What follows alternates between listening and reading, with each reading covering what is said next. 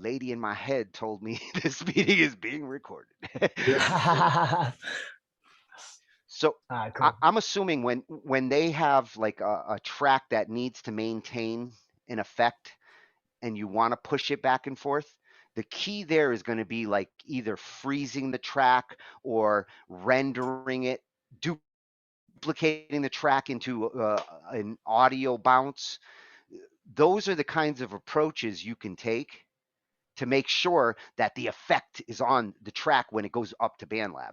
But you also want to keep in mind like that original track over on Cakewalk where you can turn on and off the effect, where you can adjust those reverbs. Yeah. That is now a source track. So if you decide later, oh, I didn't like the reverb the way it was, I want to use a different one, Yeah. then you'll have to go back to Cakewalk, make that adjustment on that track to that reverb, re-render that one track and replace it over on BandLab.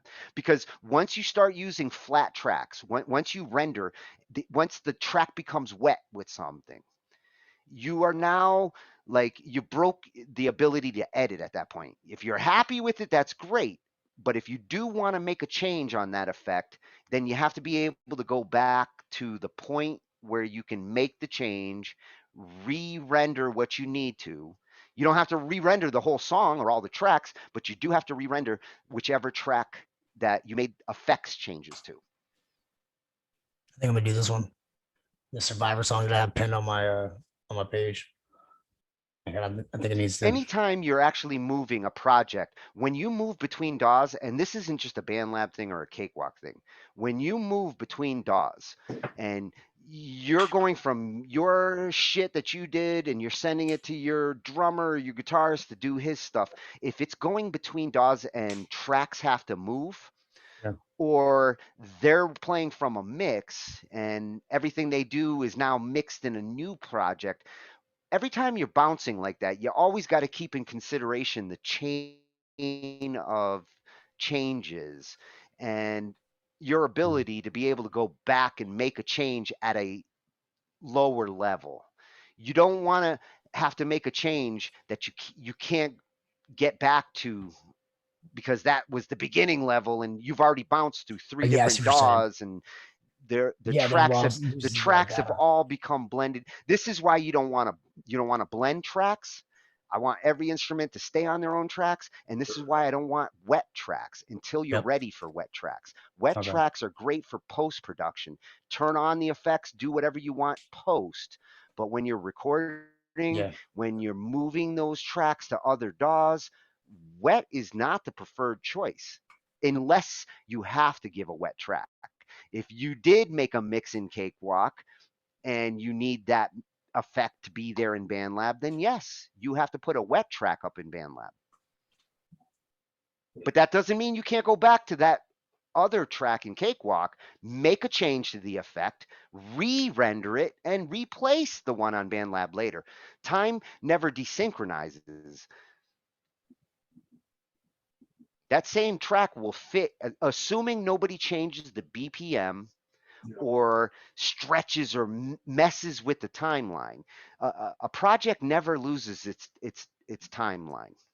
I have a question about that. Just don't change the BPM or the keys.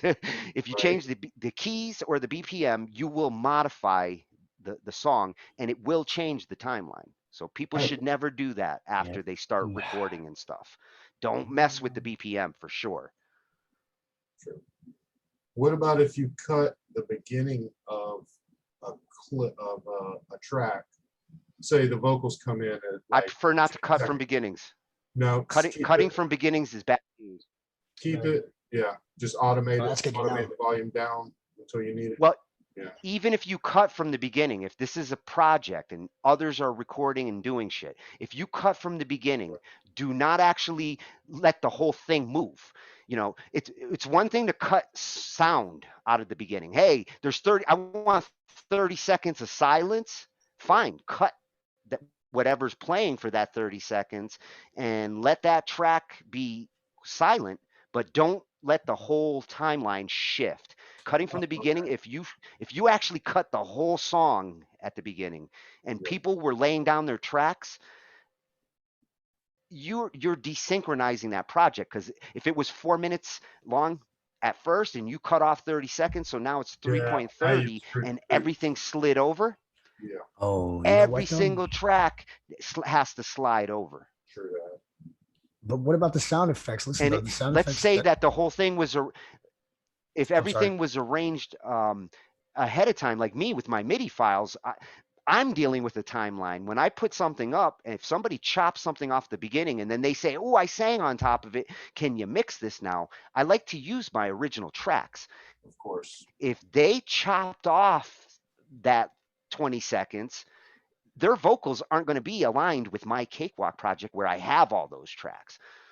So better to do all your work in your project, and at the end, when you're finished and you make your master, if you don't want that 30 seconds on the master at the end, chop it off on that WAV file you're about to upload to BandLab or wherever, and boom, Yeah. that song starts in 2 seconds. Yeah. The master file, I don't care about chopping up, but in the project, once that project gets going, you should never change BPM, cut from the beginning, or change keys after on that, these WAV BandLab projects. All three of those will desynchronize a project. Mhm. Oh, Yeah, hey, that's no good. Glenn's in the house. Hey, Glenn, if Yeah, you what want up, to man? hop in here, I'm sure like you got some technical advice to give. Oh yeah, Okay, so she we're said, man. sucking down that track, Shane. Yeah, yeah, we're doing it right now. This Which one's song is this? Survivor. that's just yeah, Survivor. Yeah. Oh, you know what, Shane? I wasn't paying attention. What'd you do? Got a file? How'd you get that to start? Yeah, let me yeah, I just went to file, and Okay. when the drop down menu comes down, it says right there, public or yeah, it's what is it? Published to BandLab, and then it's searched through BandLab. All right. I see. So yeah, you can Yeah, search through your BandLab projects. Yeah. after this finishes importing, Mhm. we'll have him do that again. That's Yeah. cool. So that'll be, this is like an update. So next time I open my Cakewalk, it'll need to do an update. Or is that how it Yes. works? Okay. Yeah, that's exactly. No. Yeah. Right now it's a developer's preview. So right now, when you open your Cakewalk during the opening scene, in the bottom right corner, you're going to see a pop-up that says, hey, we've got a developer's preview that you can download early. And there's Oh a yeah. download button. You can download this setup file that way by launching your Cakewalk. If you get that setup file, you run it, it's going to upgrade your Cakewalk. It's going to put it into this developer preview mode. You're going to have these new features. I guarantee you within a week or two, they're still testing this stuff, but they're getting great results from what the beta testing page is saying. You're going to see this as an official update, I'm sure, within less than a month. Yeah, I But if probably you picked want to the start worst. doing it now, and you should, just launch your Cakewalk and look for that pop-up that gives you the opportunity to download it. Mhm. Yeah, this It'll speeds just up the update. workflow by, Yeah, this Oh one I have yeah, maxed out. yeah, I've spent with like an my hour slow internet, trying this to get speeds it up like an nice. hour's worth of work gets eliminated. Yeah, just with transferring and converting everything over, downloading it, and then put the track, adding the audio tracks in. It's like, it's Yeah, Yeah, it it's a lot does a easier. lot of work. You're importing a lot of stuff here. Like it's like Angie's project No, last night. there's a lot of stuff in this one, and it's not like junk too. A lot of stuff that I Yeah. have muted. Just old track, just me going through and doing different takes. Like every track was a take, So I picked the best ones, layered them up. There's a lot of information that they're passing through. Yeah. Each individual clip is being converted. You guys should appreciate that you got fast connections. It's Yeah. that much more painful I got on mine. wired connection now. My Wi-Fi went out. My Wi-Fi adapter went off. So I had to move my modems and get a long enough cord. So I just hooked it up. Oh man, I have like 200 feet of Ethernet. Ironically, nothing to use them for. I got like 200 1-foot Ethernet cords.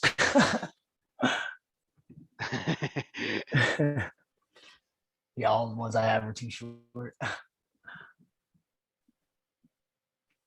Yeah, this one's probably might take a little bit, but once it's in there, it's in So there.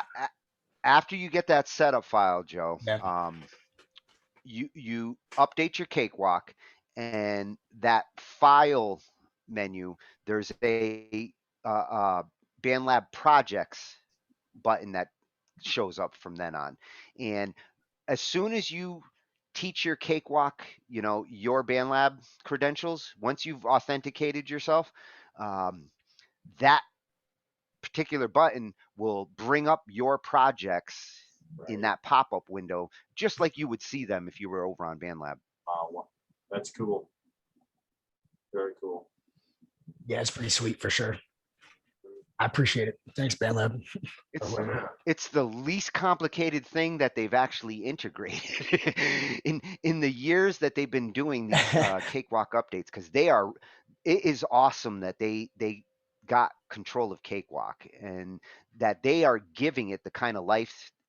A lot of these other DAWs really aren't getting the same kind of upgrade and attention that Cakewalk is getting, because they're actually trying to approach it from a hybrid platform app Cakewalk approach.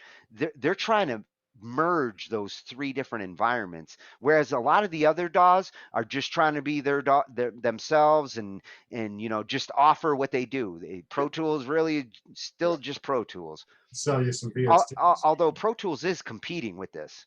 Hey, it looks like Okay, came in. so there's the tracks. And can you go to the file real quick, Shane, and just show Joe that that BandLab, browse the BandLab projects. So there's your two new buttons that come with this developers preview. I mean, this is what it looks And we like, don't have to yeah. download another one. No, But yeah, no. let's show him like this is Cool. what That was easy. this is what the project browser lets you do. Okay. Lets you That pick is the great. revisions. Import load.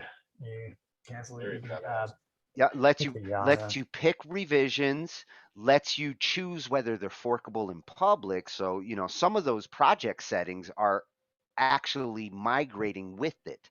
Yeah. It means that you what would won't be cool? necessarily have to go, you won't have to go to the app or the web editor to deal with your projects anymore. And I love that, because it's a process just to load BandLab with my satellite modem. Yeah, I can imagine. There's a lot of stuff that goes Survivor? on. So you've got, what was that? Is this Survivor like old school Survivor or No, this was a This is Shane's yeah, Survivor. this is Alright. I got this beat from a friend of mine.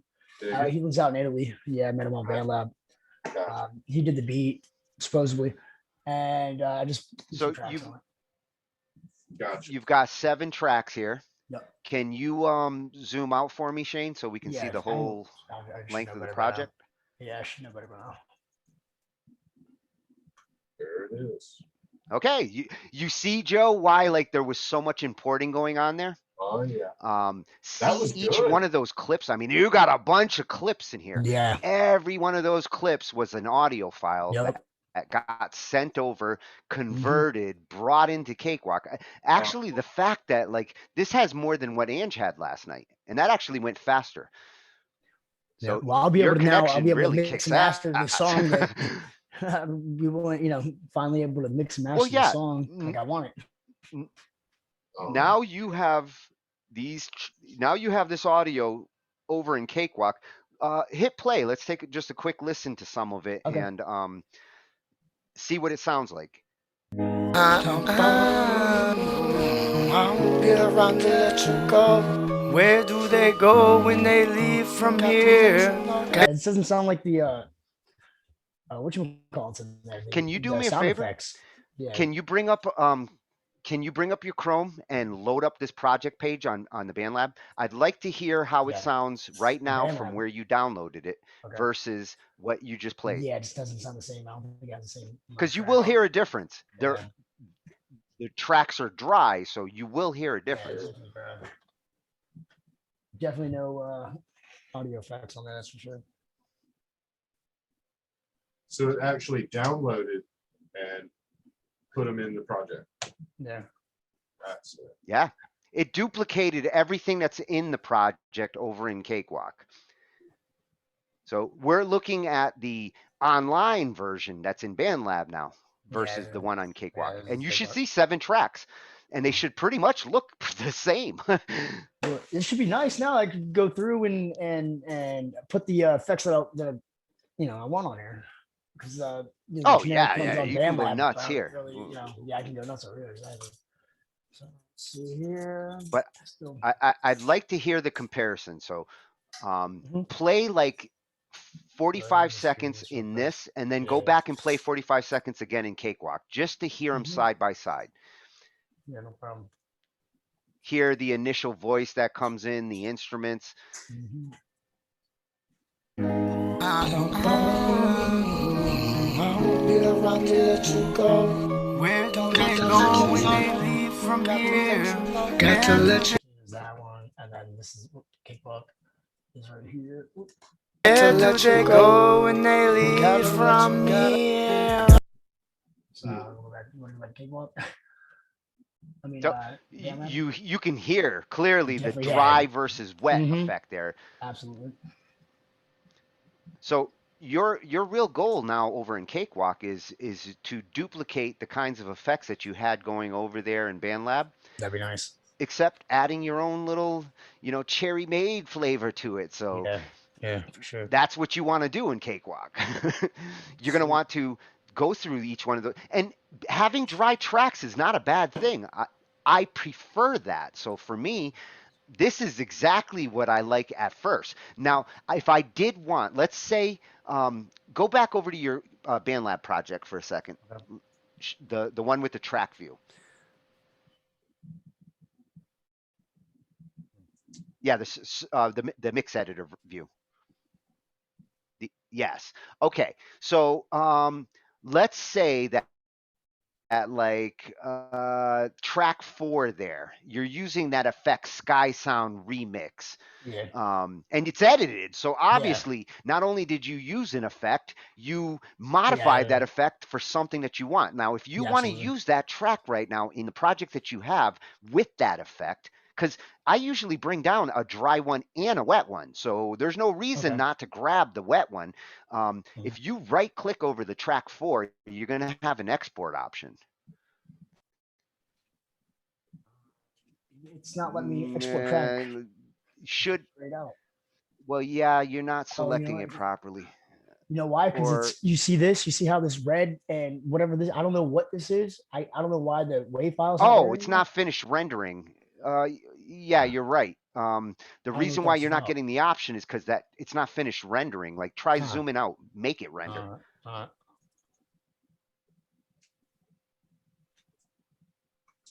It doesn't let you zoom. Yeah, it's not wow. re-rendering. No. Try exiting and going back in. You're right. Those are indicating problem tracks. Like either I don't have the source or I don't something. think they have them Because anymore. You know, is this it I made possible the this song. tracks are? Yeah. Yeah, it's because it's Wait a so minute though. old. What I made it back in those November. those tracks were? Those tracks were what? Were they like loopers or No, it something was like just vocal that? tracks that I might have had muted, or they were on there, and because it looks like I have. But you They're didn't. not muted. Okay, Yeah. open it back up. Open it back up again. Mhm. Let's see if that happens twice. Because it shouldn't be happening. Like Yeah. BandLab Editor should be loading all those tracks. That's weird. Oh, Glenn was saying Control R reloads, so good to know. Okay, that's good now. When you're in the editor, Control R. Okay. Oh no, that was that. RJS. Oh, here it goes. Oh, look. RJS showed you right after. See, Damn, you I guys don't are understand why fast. they're I don't grayed know out. shit about the online editor. Yeah, There you go. See, and why are they all grayed out though? It That's looks what I'm like they're saying. I don't muted understand that. or Yeah, selected. they're like That is weird. deselected. That's weird, right? I don't know Are why they that's going on. frozen? Is there something about like I think these it's because they're so tracks that's- old, and maybe it's like they're not on the server no more, or I don't know. They have to be somewheres, otherwise you wouldn't be able to hear Somewhere, the yeah, sounds. exactly. So like you're not going to hear something that doesn't exist. Can you solo that track 4? Solo it and hit play. Wow. No, there is something there. That's weird. Yeah. First time I've seen that, like grayed out Yeah. tracks like that. If anybody knows what these grayed out tracks, That'd be nice. Okay, well, I mean, I guess we can yeah, just go see, back into Glenn it. was Huh? saying like the The first one that you saw there with the weird slashes was like you didn't give enough time when it was loading and it didn't load. Huh. But if there were tracks in here that you wanted the wet ones, assuming there wasn't that weird shit going on, you can export that wet Yeah, I seen that. track, I seen that tab and that in the wet options. wave you can import in here. So can you do me a favor and export that one that did work? Yeah, absolutely. You don't want to close that thumbnail because you'll be closing Cakewalk. Oops.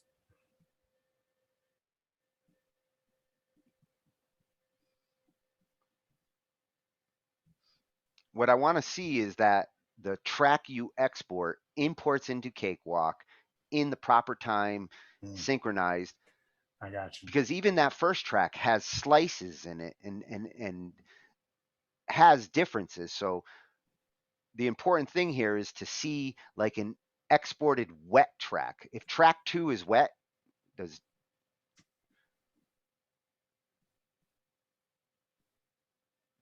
you know what?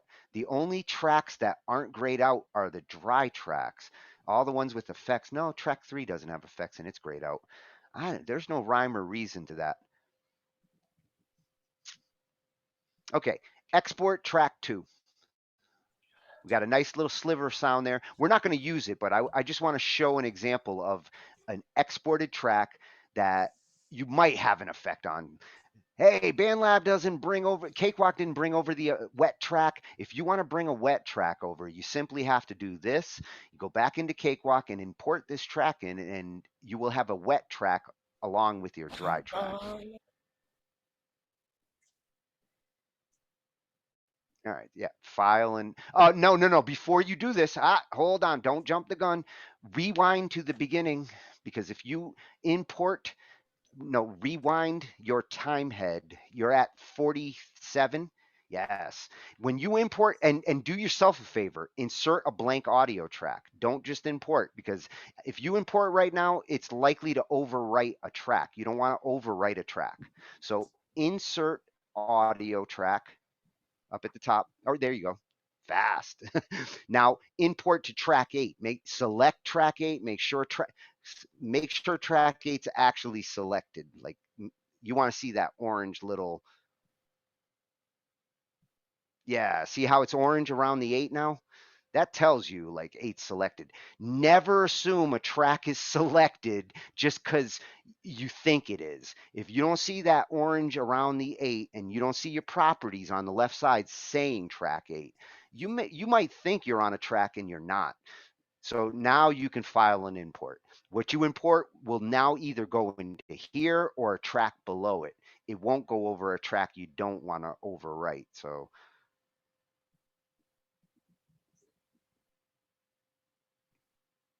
you're a little trigger happy with that menu, huh?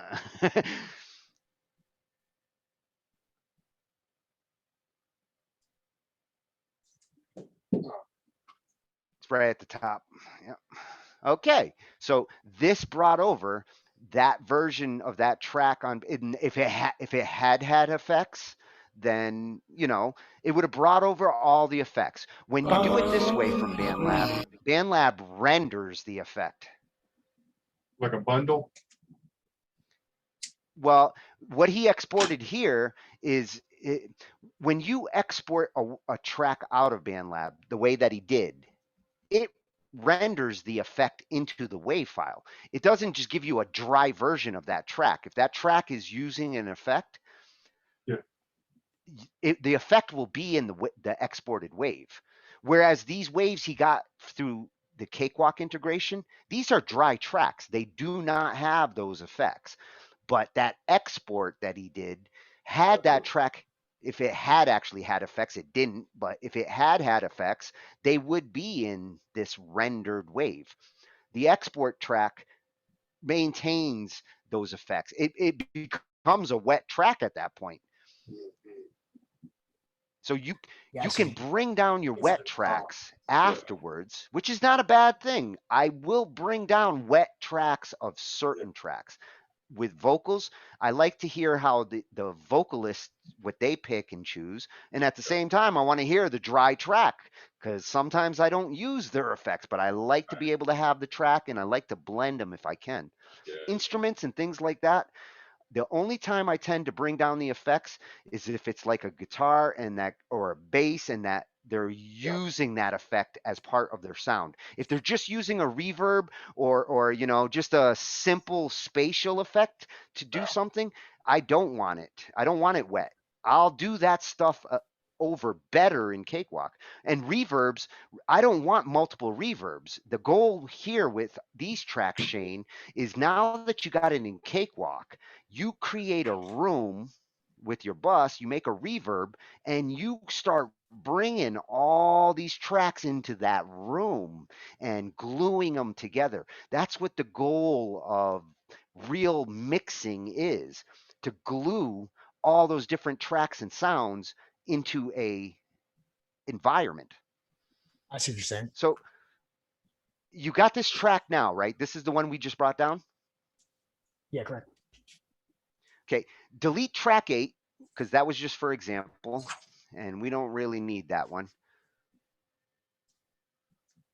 And bring back up the console for me.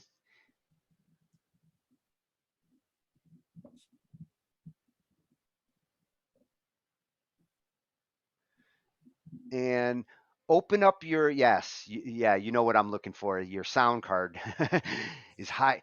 One thing Cakewalk does is it's got these different parts of the console, and this very far right, that's his sound card. That's the master outs. You always want to see your master outs.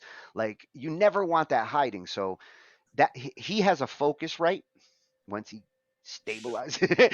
He has a focus right. That's a scarlet, and we always want to keep an eye on that master out. Now, to the left of that, the next area, these are buses.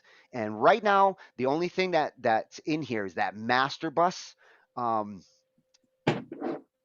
Me personally, I like making my own buses. I don't like these generic ones that they start with. You can delete this master bus for now, Shane, because it serves us no Okay. purpose. But this one, No, no, no. the That's original your sound card. The master. bus Oh, is, this one right yeah, here. the master. Yes. So You I gotta want click to it on a see certain spot. no buses, and we're going to start from scratch. Okay. So I could Yeah, get to it's good it's all spot. about where you click. Yeah, I'm I trying would to click find. down the bottom It's where like, you it's like see the the middle. name. Yeah, it's There right you down go. here. Yeah. One thing about Cakewalk, and it annoys the shit out of me, is that Cakewalk is really intricate about where you click and where you right click. You will see different menus just even in the same strip, like you saw there. Right clicking on the top does not give you the same menus as right clicking on the bottom. And in that case, you were looking for the delete bus, which should be around the area where they name things. Okay, so of these tracks right now, did you already color code them yourself, or did you No, set this is how Cakewalk up to this. auto color code? I must have auto colored it. Because I was going to say mine don't color code automatically, but it looks like yours did. It's nice. At least it's a rainbow. Can you identify these tracks for me real quick? Yeah, let's go If ahead you and do need that. to I'm gonna go have to. back to the Yeah. yeah, go back to the track view. Mm-hmm. Yeah, this way I'll be able to tell. Yeah, this is my main right here. I think. Right, this is my main one. And just identify these tracks. Like what's vocals, what's music. Yeah, all these are vocals. You know, this is not the imported track. Uh, Is Identify them so when we okay. mix, I can say this, that, or the other thing. The names you guys use on BandLab, like really start naming your stuff logically. Because if you're gonna mix in the future, you're doing yourself a favor by like identifying it. And if there's different singers, like person's name leads, person's backs, um, logical stuff.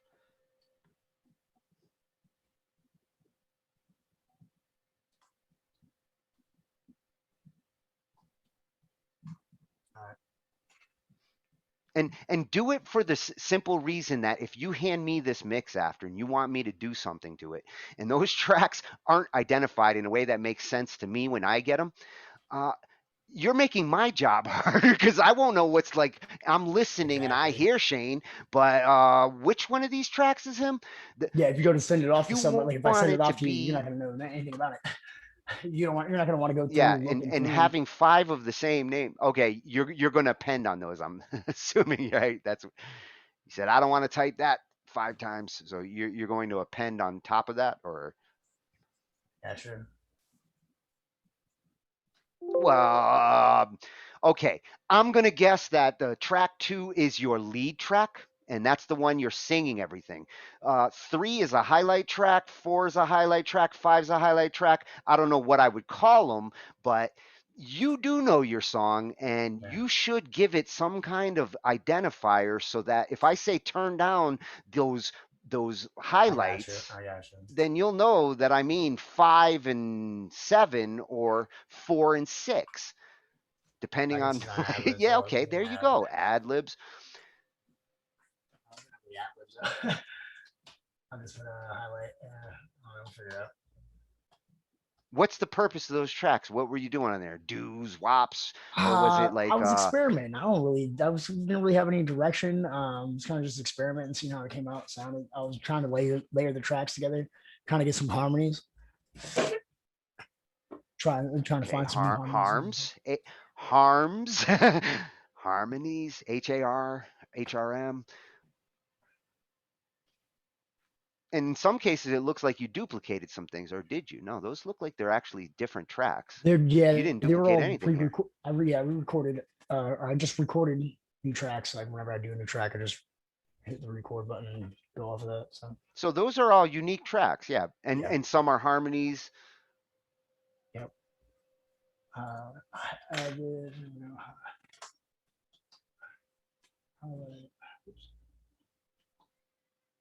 Yeah, see now these are names that I can recognize. I've had like some that I get from some users where I see high lows, like Chris Lynn.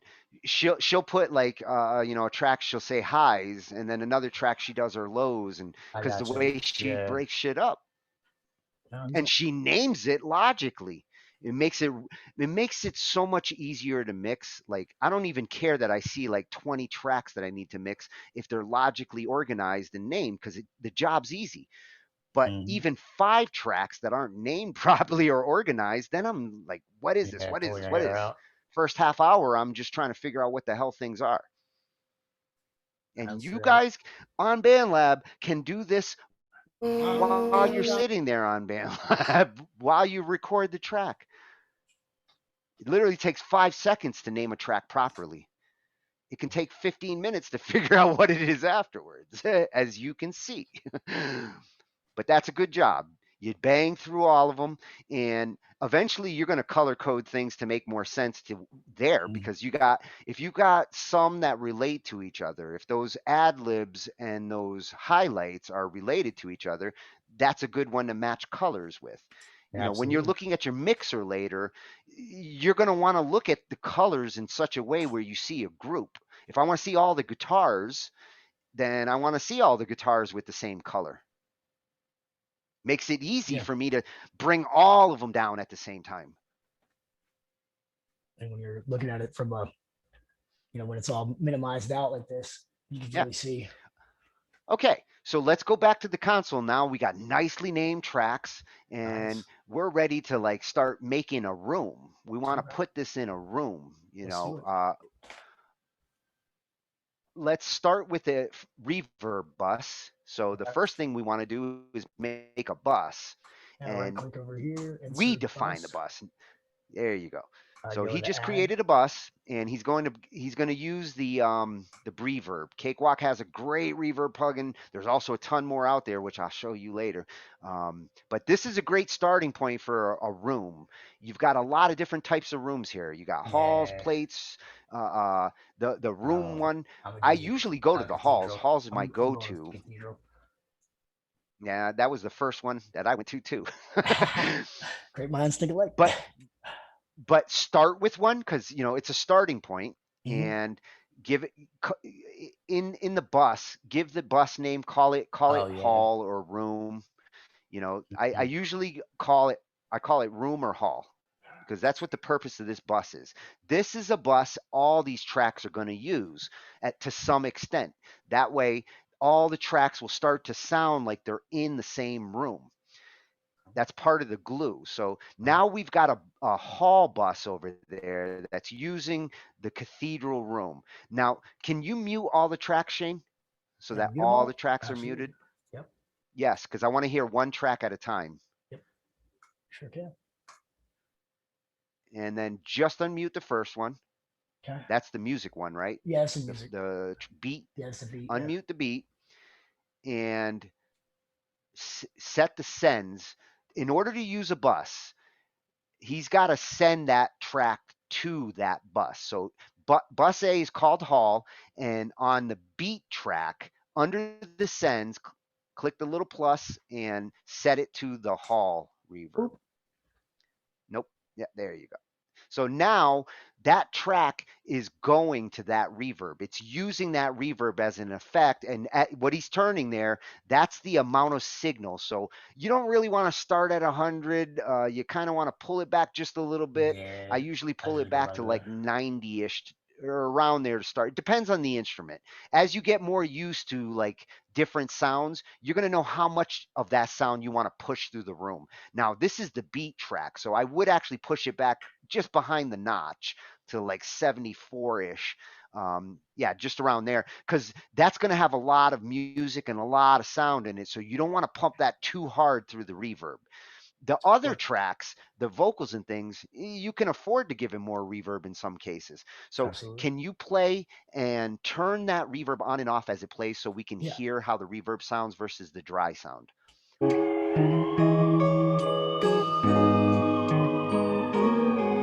That's not the power button.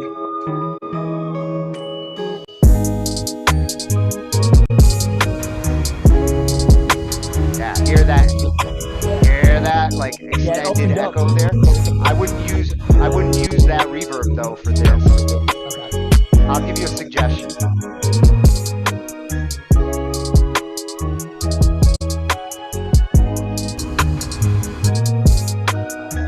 Yeah, hear the tail that's coming from it.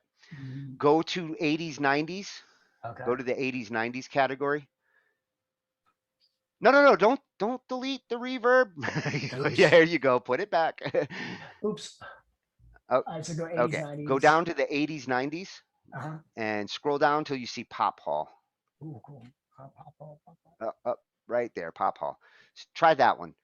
Because that cathedral, like with that beat that you've got going, those halls are not what you want to use on like a song with a beat like that, like a R&B's kind of hip hop kind of sound. That's You're not really going to want to use a hall.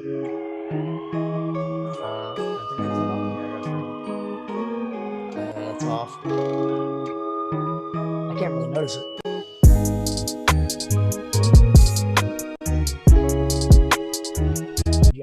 Put the send to 100. Okay. Put the send to 100. This is a subtle reverb. Okay, Remember, cool. you can double click. Shane, double click it. I didn't mean 100. You never want to go to 100 on the send.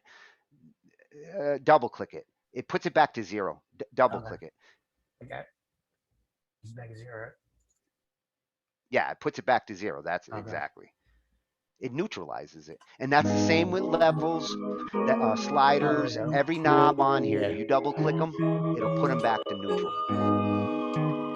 The subtle changes there, you definitely notice now. This is a subtle reverb. It's not going to be like very obvious, but it'll make a good clue. Yeah. If you want to check some other ones, another one in that 80s, 90s category that might work, there's a super clean, and you don't need to add another one. I didn't mean to. You're just bring it back up. Delete one of those. Yeah, you don't need to add multiple reverbs. I didn't mean to. One is enough for a bus. So go to 80s and 90s, or actually, you know what? For this beat, go to the room. Room will probably give you a nice middle ground. Yeah, because there's a couple of them in here specifically for drums. That first one, 16th hi-fi, and drums up front. Listening to this particular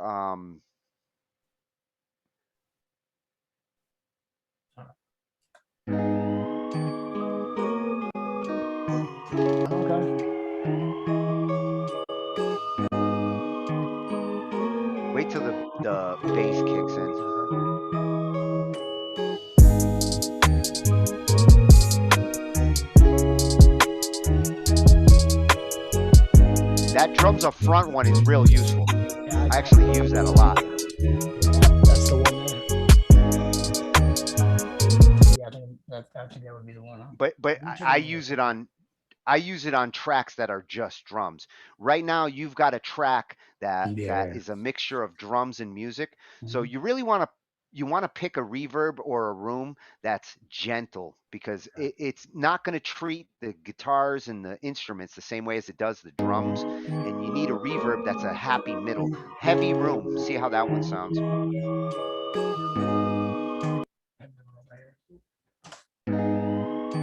Okay. Let's get into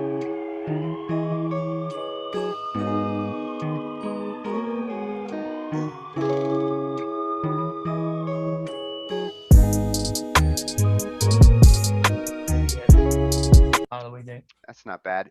I like Again, that. it's subtle, but that's a good starting point. Okay, close the reverb. We're Okay. we're good there. And now you've got this hall and you've got it on track 1. You're going to want to apply it to all these other tracks to some level, Okay. So as you bring each of these tracks into this hall, and I usually do this one at a time. No, sends, not effects. Sends. Leave it on 0, huh? Well, this is why I do them one at a time. I would play right again now, and I'd be listening to this track and listening to the effect, adjust the signal till it sounds the way you want. Uh, uh,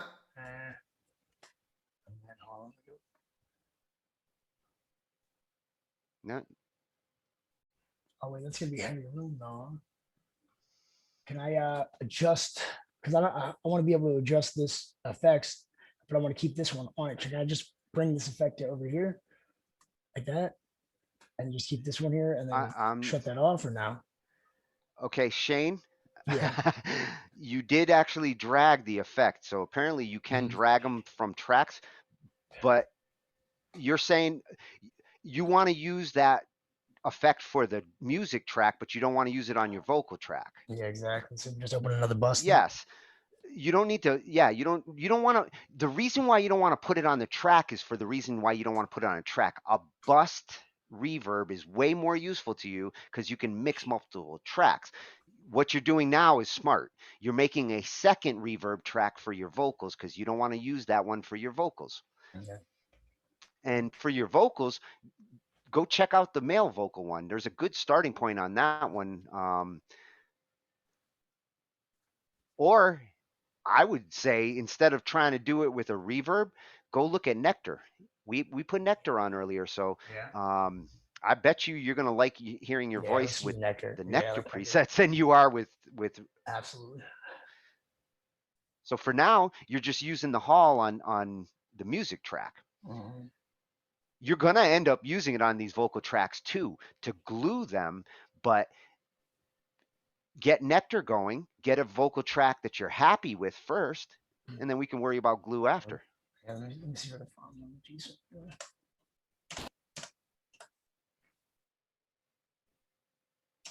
Is it not playing? Yeah, I mean they're all gonna get put together because they're layered in.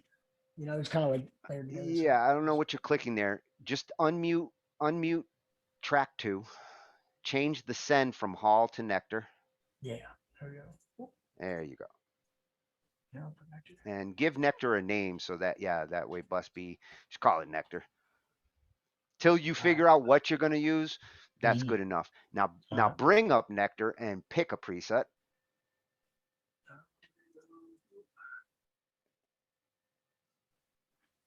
And remember, you can change these on the fly, so yeah, let me go ahead and I get hope when you playing. get 2 screens going, because when you have 2 screens, hitting play and stop gets easy. So where do they go when they leave from here?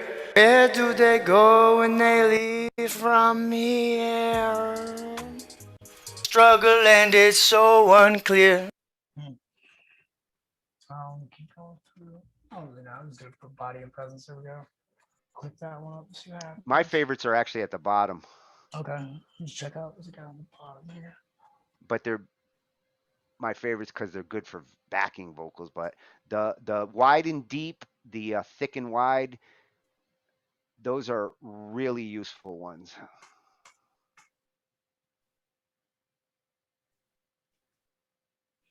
Wow.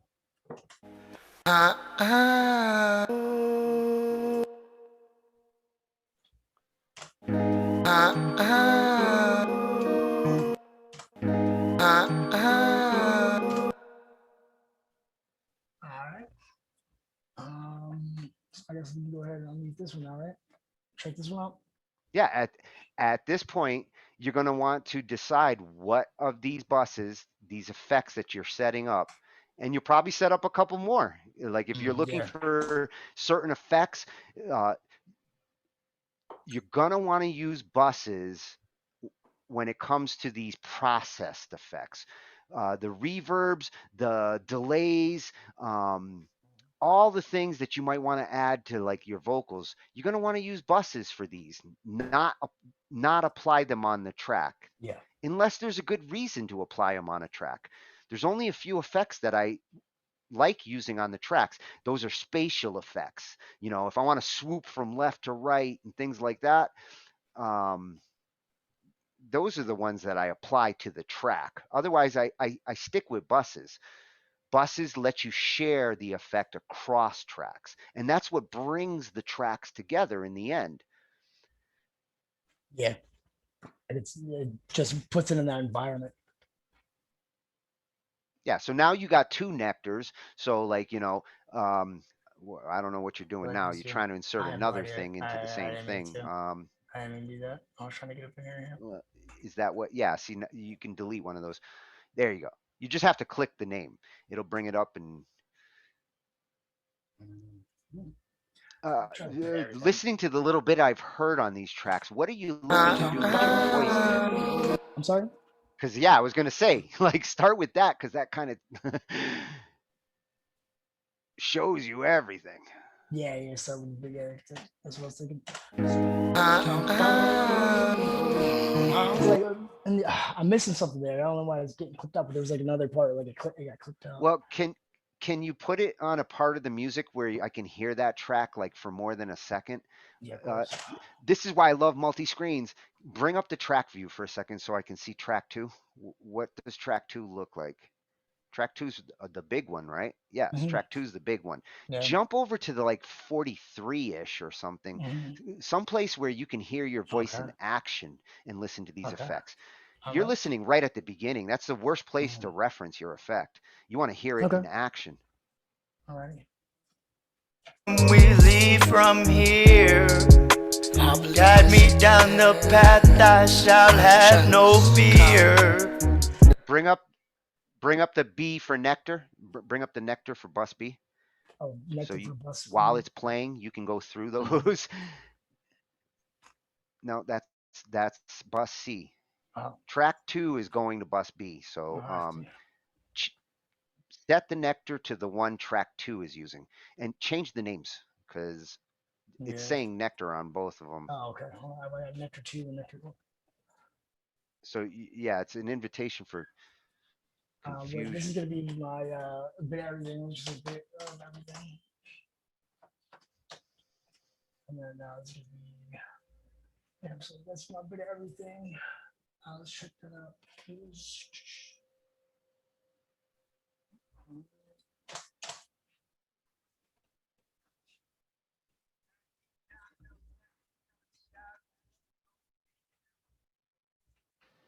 All right, you're not sharing anymore because I can't see your screen, but What was that? I couldn't hear you. I said I can't see your screen anymore. Oh, you can't? No, I think the Zoom flipped for a second there because I got the recording message again. Okay. It must have stopped your share. There it Okay, goes. so okay, at least we can identify things. Track two, that's the one with the whole. Are you good with that effect? Are you hearing what you want to hear out of track 2 right now? Well, yeah, I'm Or getting there. before Yeah. we worry about track 3 or Yeah, any of the what's other that? ones, are you hearing what you want to hear from track When 2? we leave from here, guide me down the. Yeah, I can deal with that. That's cool. I like it. Okay, I can hear it when you hit stop. It's got the echo. Yeah. I hear Mhm. that. I don't hear the other effect as much. Usually a bit of everything I can hear, but I'm also hearing it through Zoom. So you're in the end, you're the ears because you're Mhm. there in that room. So how Yeah. does it sound to you? It sounds fun. That's the I'm effect you want to good. use then. Yeah, that's the effect I want to use for right now. Okay, so you can continue making more nectar buses and using different ones if you want to do different things with those different tracks. Or you can start to set the tracks that need to use a little bit of everything or the reverb. You want to start gluing some of these tracks together with some of these buses. Okay. So the other tracks are all vocals. Everything else that you Mhm. see here is just vocals. So Yeah, correct. um, technically, I would give all of these a hall. I would bust them all to the hall, and Okay. I might do different levels. The hall you're using right now is not a heavy one, Mhm. and it's actually powered off. We If leave you from weren't hearing it on here, the music, guide me down the powered off. path I shall. Man, hot. No. That's why I want. Okay. Notice the hall on the beat track is gray. It's light gray. It's powered off. You have to power it on. Mhm. Otherwise, the beats track isn't even going to the hall. The send is there. No, to the left. The hall to the left, Oh, this one. all the way to the beats track. Yes. See how it's. You want to be able to see that visually. I could see it. I'm, I could see I'm that glad you that noticed. hall was light gray. Well, you're going to want to because trust me, when you're looking at 60 tracks and you start turning stuff on and off, you're going to want to know what something off looks like because you might not want it off. You might want it on or vice versa. So, yeah, turn it off, look at it just so you get used to it. Turn it off. That's powered off. All right. That's powered off. That's powered on. It's very subtle, but it's there, and you want to be aware of that. On your effects and your sends, everything can be powered up and powered off. And you want to know when something's on or off, because if you meant for it to be on and it wasn't, then Absolutely. So being aware, attention to that that details explains key. why that explains why you're not hearing it. All right. We Now you're gonna leave need to from bring here. that signal back a little bit, Yeah. because look at that beat track is yeah, and you're gonna want to turn it down some. So like right now you're at what negative. We Where's the? Hold on, I can't see. Hold Yeah, on. just keep an eye on your levels because that beat track is hitting the we reds. leave from here. Coming in hot. Yeah, Oh, it's not just hitting the reds. oh it's coming at It's 4. Yeah. yeah, yeah. You got to bring it down to Oh like wait. yeah negative 6ish. We leave from. Yeah, now I'm at 1. I have a 1 with it now. We leave from here. Now your turn. We leave from here. Yeah, see how it comes in with that echo, like that.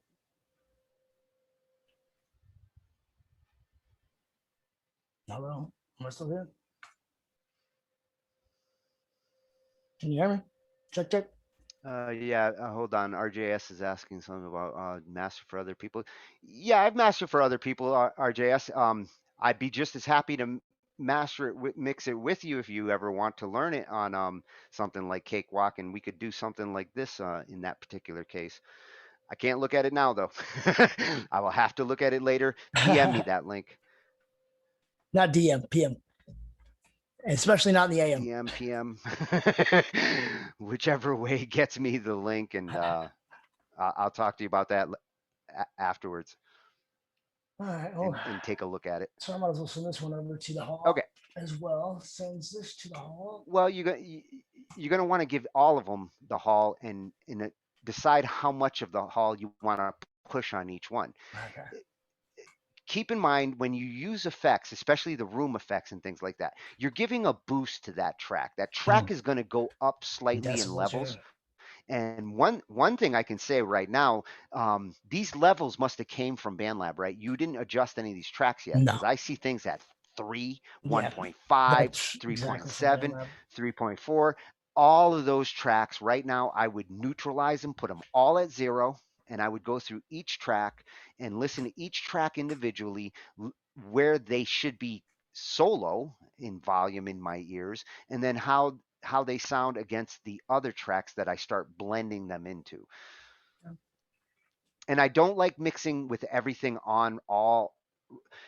You're better off going one by one and Mhm. focusing on each track and building it up. You will hear things that you will not hear Wouldn't if have you try to noticed. go top down. If you Yeah. try to go top down and you start with everything on and okay, Nah. let's figure out where levels go. If you're listening to You everything can't. at the same Yeah. It's got to time, be isolated. real loud, it's hard to pull back. It's way easier to push things up than it is to pull things back. When it comes to mixing, always try to go from the bottom up on your volume. If you're hearing something loud, your ears and your brain will purposely compensate to make it not so loud in your head. So you actually will eventually compensate for the loudness, and then it won't bother you as much even though it's too loud. But if it's quiet and you bring it up subtly, you will hear the Hear those nuances. You'll little hear the difference subtle. between that track Mhm. being there and that track not being there. I see. It's You're much making it easier to really clear for mix me. going that way. Very clear understanding. Good explanation. We But leave from here. you're introducing the track. You're introducing the sound into your ear that way, Okay, I see. So then, yeah, rather than trying to take it away. instead of blasting it right into your Yeah, yeah. brain. Unmute this one and adjust the levels to this one versus the other two. Because We now what leave you're from doing is here. you're balancing the other Guide tracks me to down the the mix. path I shall have no fear. Shadows when I'm playing with you. Fiction come playing. All right, so this one you have to go ahead. I'm gonna add another bus on this one specifically. I'm gonna put. You're looking for a different Double. effect. Yeah, I'm Well, looking you're for a still different not effect. using Nectar 2, so why are you adding another bus yet? I You have no still got idea. a bus C I that you're not doing anything with. I have no So idea. you don't have to delete this bus, but before you do something with this bus, I'm Yeah, asking what do you want to Nectar do with too. bus C? Oh, Because bus make it C more. right now is not doing anything. Yeah, bus C. I want to make it like I want to give it some kind of like distortion and modulate like with the chorus for the harmony. Oh, you want like that TH3? Yeah, yeah, I Like, think so. yeah. Okay. Well, unless you do something with bus C and you plan on using it for Nectar, I would say just do it on bus C and don't make a bus unless you need a bus. Okay, Um, But if you do plan on using more Nectar effects, then I keep do. bus C as a next Nectar, and then for bus D, insert that TH3. I was going to say THC. Yeah, Got weed on the brain. wait. It's probably why I like it so much. It reminds me of weed. So here we go. TH3 VST. Bust this open real quick. If it decides to do so, what just And they happened? did like the 3 like you did. Okay, here we They're go. like cherry made with a Yeah, 3. with the three. Yeah. TH3. We're It's gonna go under to inspired, yeah. the There, airy. okay. Is it? Did I double click it? Wait, enter. No, cancel. No, when it says that, you didn't double click it. You slowly double clicked it. No, got to There it double is. click it fast. There she goes. There you go. And bring the delay level down. That's the only one I really change on this. I mean, you can fidget with the other stuff as you learn it, but the delay level up in the top right there is at 40. I usually bring it back some because it comes out like it's for a guitar typically. Mm, So you're using it for non-traditional shit. yeah. You want to start a little softer. And on the So bus, I turn it down. So you don't want it at 0 on the bus. You want to bring it like -2 ish okay. or even -3 ish. Uh, one more over the bus D. Yeah. You want to bring that down to like -2. because it's a guitar effect. So when you're pumping That's really gonna other amplify things it. through it, they come in hot. Well, they come in hot, so you have to be prepared for that. All right, let me go to the track piece for that. You're muting and soloing at the same time. Yeah, I don't want to do That never makes sense. So you can't mute and solo at the same time. that. Okay. You gotta unmute track 4. There you go. Mute will always override. So even though you're soloing, mute will override it. That's coming in hot. Still coming Yeah, nice and and down. see how much delay. So like as you bring that delay level down, it goes from like wah wah wah wah wah wah wah all the way down to Yeah, I need to get a couple more screens. This is getting annoying. slower. Oh, I can't say it enough. I would never do this on one screen. I feel your pain right now. We'll go like 1.6 of that and see how that To go, I believe the I ha- safety net. All right. I'm gonna add something there you go. else. There you go. I'm gonna add, I got the hole in there. I'm add a bit of everything. See, and this is useful for those like To accents and go, those I highlights. believe So the like, safety net. And is that you doing reggae? Yeah, See, a little bit. now Yeah. I gotta smoke. Don't smoke it if you got it. I always got it. to go, I believe the safety net. And eject on. All right. So I think it's still coming in a little hot though. I'm gonna bring this one down. This is my team 3. I'm bringing this down just a little I'm more. curious how that's gonna sound with everything. Can you unsolo and just let all those play together? I just want to Yeah, hear that against absolutely. everything. All right. To go, I believe the safety net. And eject on. Me down the path. Shall have no fear. I believe. Whoa. Have no fear. Now bring that track 4 down to like negative 3.5 ish Okay. decibels. 4, 1 to the left. There you go. there we go. Struggle and it's so struggle and it's so unclear.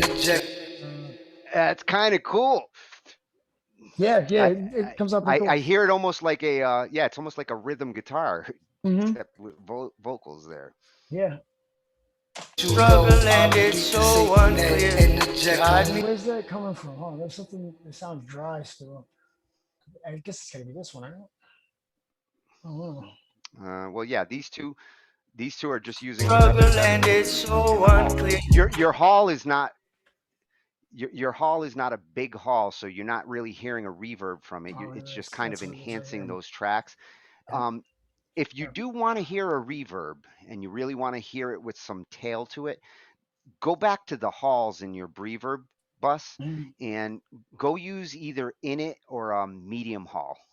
Both of those, yeah, under the hall category.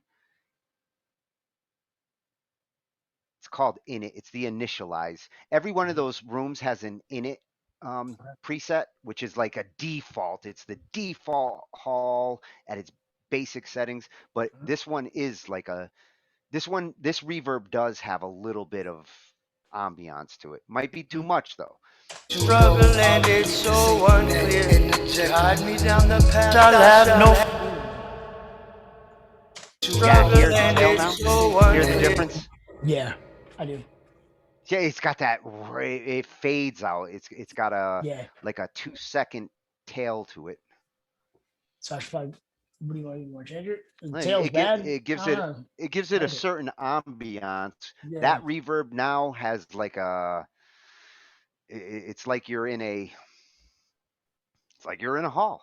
Yeah, it's like a big old, or I'm singing like a big open room. It has that echo effect. So your highlights and your lowlights, what were these like kind of ooh yes, what's going on in No, those? it's not Can we all hear like those? that. Yeah, it's not all like that. No. I just kind of did that to So, isolate so we know what we're talking about. solo and play a piece of the track.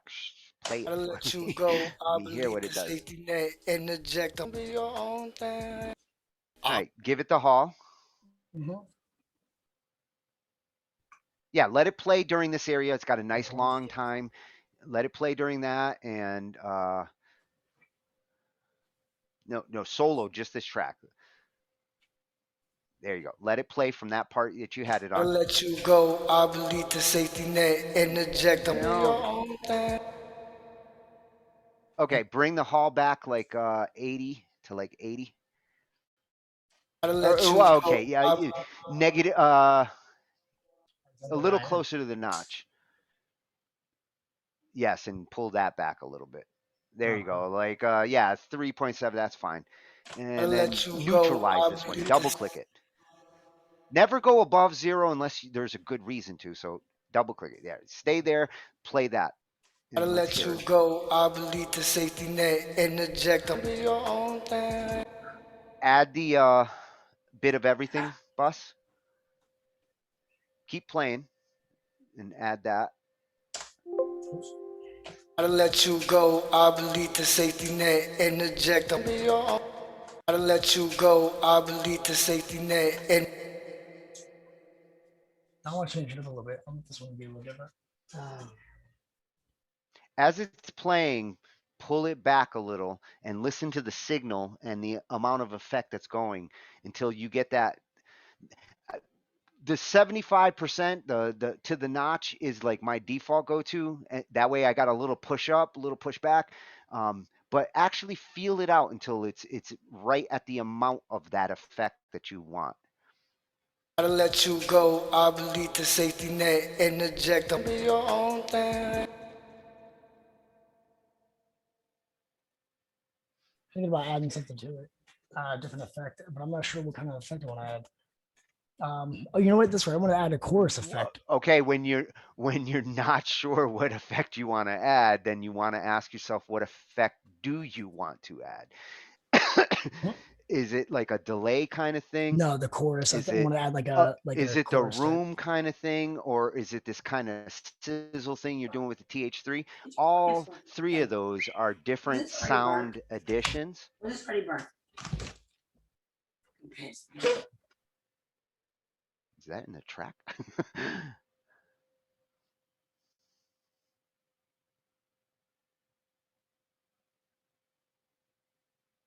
Oh, Shay?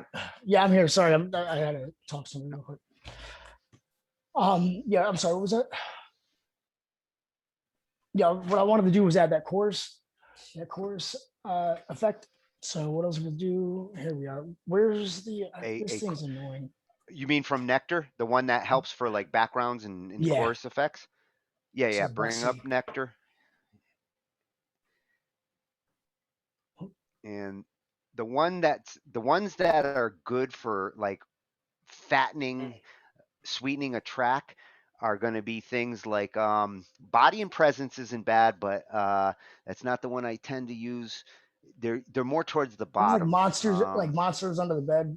I think or was Oh, you want to voice modulate. You want to Yeah. like pitch shift. Yeah, yeah, Yeah. yeah. The monsters under my bed and voice of God are the two Yeah. best ones Yeah, in let me do there. voice of The voice God. of God one is really Yeah, cool, that's what I'm gonna do. Voice of God. and it's clean. What was that? It does modulate. And here, after you pick it, oh, voice of God is going to be under. It's not actually going to be under those music ones. It's going to be under Nectar Legacy. Oh, it's legacy. Yeah, you must have gone through these, huh? Yeah, I think it's under alternative or special effects, maybe. Yep. You're eventually Bane. They got one called Bane in there too that actually does do a good Bane Cool. if you do it right. Yeah. Darth's daughter, yeah, like No way. you'll see some useful ones in there for those situations. Now, before you do anything, can you Okay. bring that back up for a Yeah. second? I want to show you something. Yeah. Yeah, stay on voice. You can close the preset. I want to show you this part. What this one is doing, it's a pitch shifter.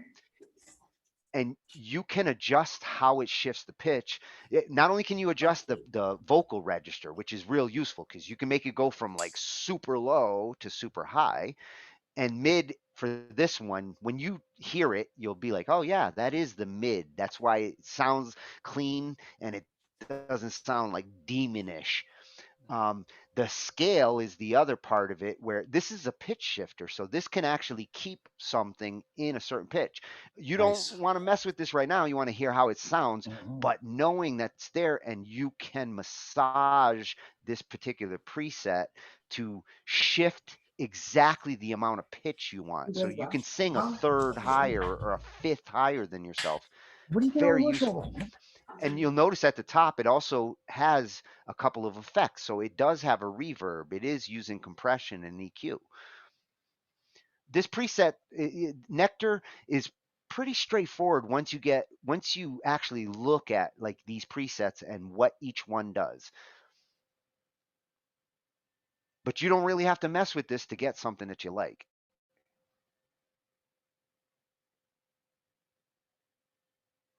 Excuse me. Sorry. Nope. Did I lose you again? No, yeah, I had Nope. to mute for a second.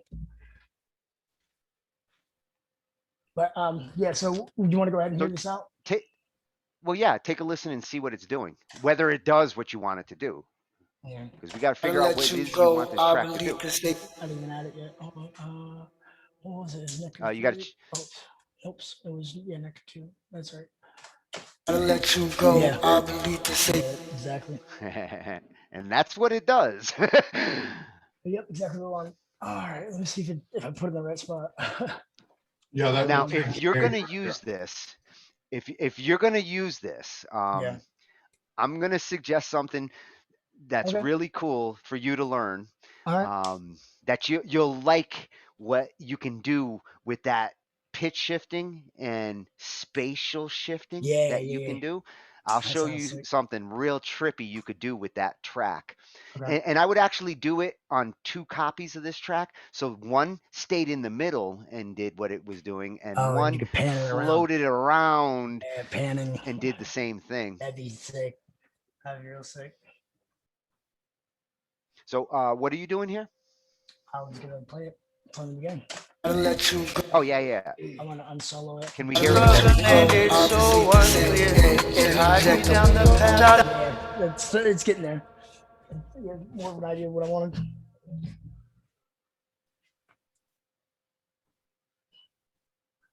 Did I lose you guys? All right, play. You're cutting it out. Yeah, play that again. Let me hear that. I won't get around to let you go.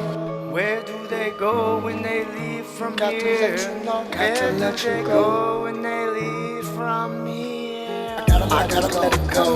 Struggling, it's so unclear. It's coming in hot though, but yeah, it's getting there. Yeah, and you want to massage that one because that's like a specialty track. So I would like be pulling that back, and it provides like this bass undertone. You don't want it to be dominant because you don't want that. Yeah, no. Like that needs to get pulled back to like compared to everything else. Yeah, I'd actually be pulling it back even more to like -7. And this is where I would actually try the TH3 on this one more than on the other track. Okay. At least based on what I'm hearing there. Okay. You get rid of a bit of everything because you don't need Okay. all of this stuff. Yeah, you're right. And you don't want to dump every effect. These don't have to have all of them. Yeah, get rid of that one. And if you're going to use this on that, uh, pull the TH3 back to like 50% on its send. And yeah, see how the levels sound here at like negative And then what's up with the 7988. pan here? I just noticed the Oh, pan was and off. here's the other thing. Yeah, neutralize that. Keep Yeah. that pan neutralized. And here's a good example of what I was talking about when I do like to put an effect on the channel. For this channel, go up to the effects rack at the top and click the plus, and we're going to insert something here. No, for channel 5, track 5, Yeah. the effects rack, like at the very top where it says effects, there's a Oh. little plus. I don't see what you're talking about. Too high. The effects box. Oh yeah. Right there. Insert under surround. Look under surround. Not that one. Spatial and panner. Go to spatial and panner. Okay. It's called Sonatus Surround. There it is. Sonatus Surround. Do this one. Okay, now this has some pretty cool presets. There's only a few that I use, but if you go under the presets,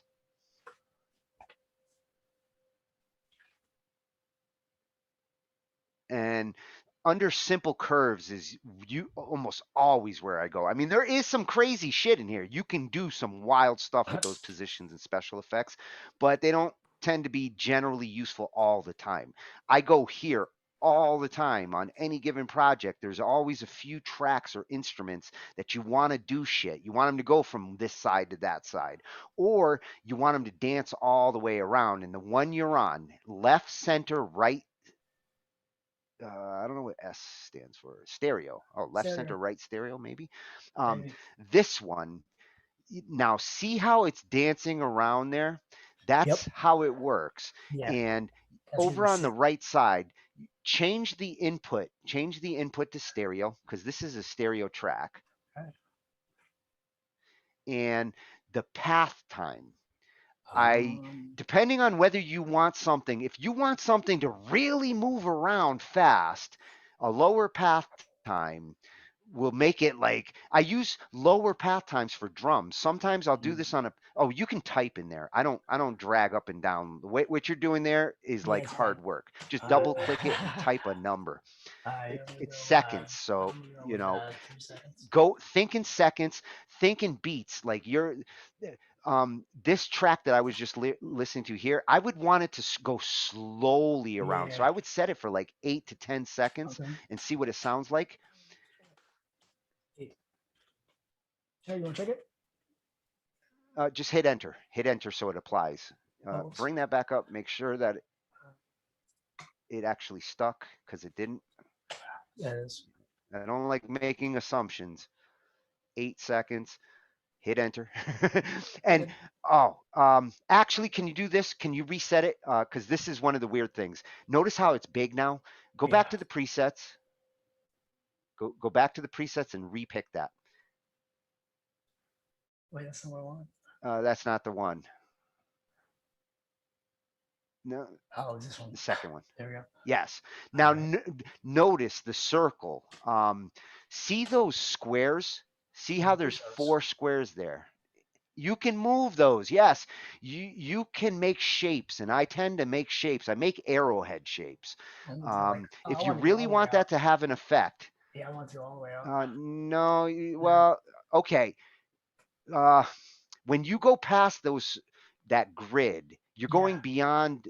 You're literally throwing the sound out of the. Nobody's going to hear it because you're putting it in a place where it doesn't. You can't hear it. So here's what can you reset it? And I'm going to show you what I tend to do for maximum effect.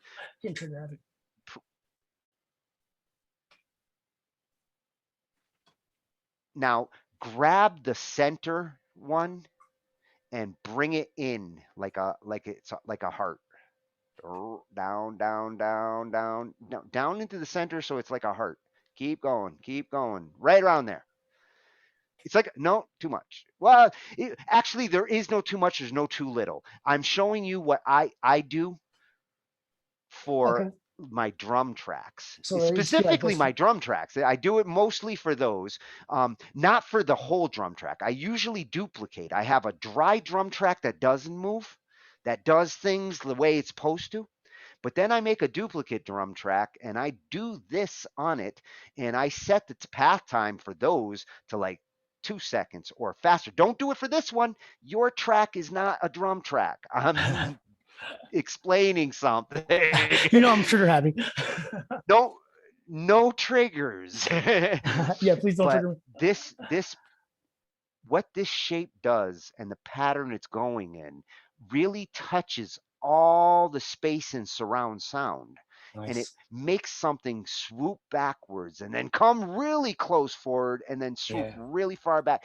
See the dance it's doing. Now listen to this as that track plays and listen to it move in your headphones and see what it's doing here. Should I solo it?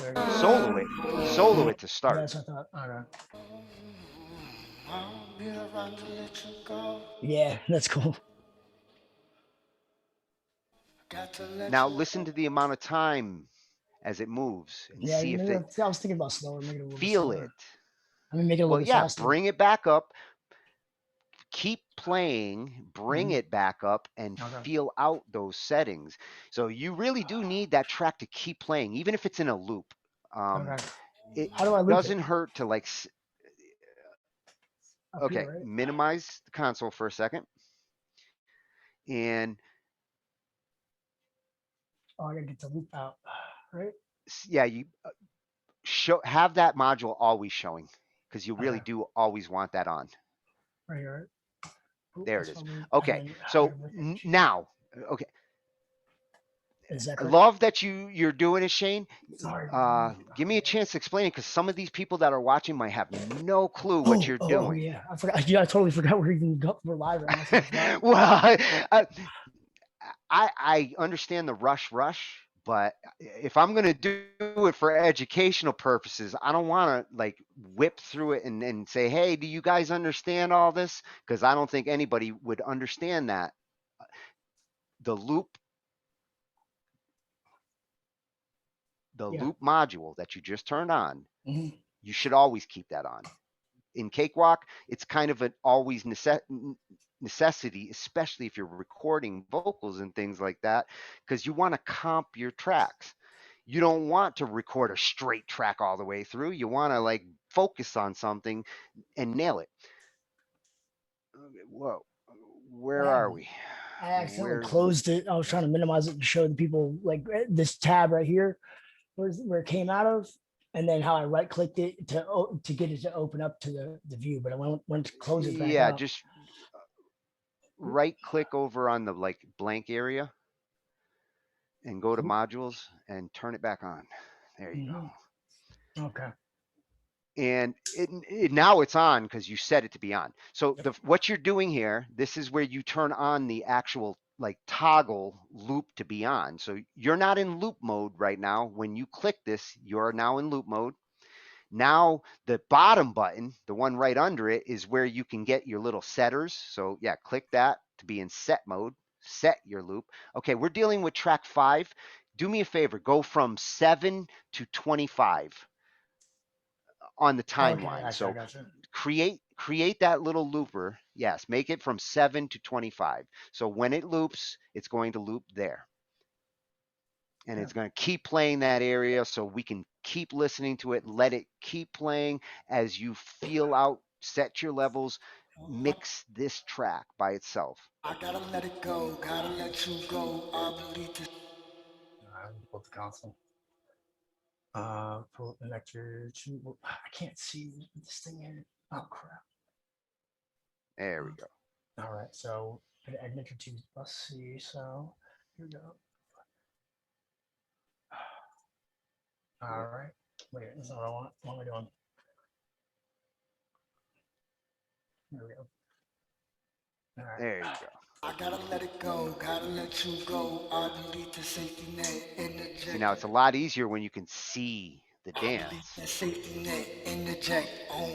Time to reflect. Conflictions, connections, prior You could committed. probably go faster. See what it sounds like at like 2.5 seconds. It might actually bounce.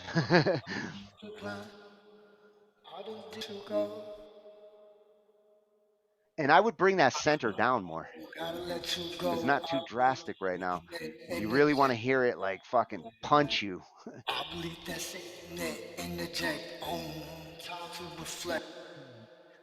I'm gonna go. Yeah. I gotta let it go, gotta let you go. I believe the safety net interject. I'll be your own thing. I believe. All right. I And gotta set it let for it go, stereo. gotta let you go. Look at I that. believe the safety net interject. I'll be your own thing.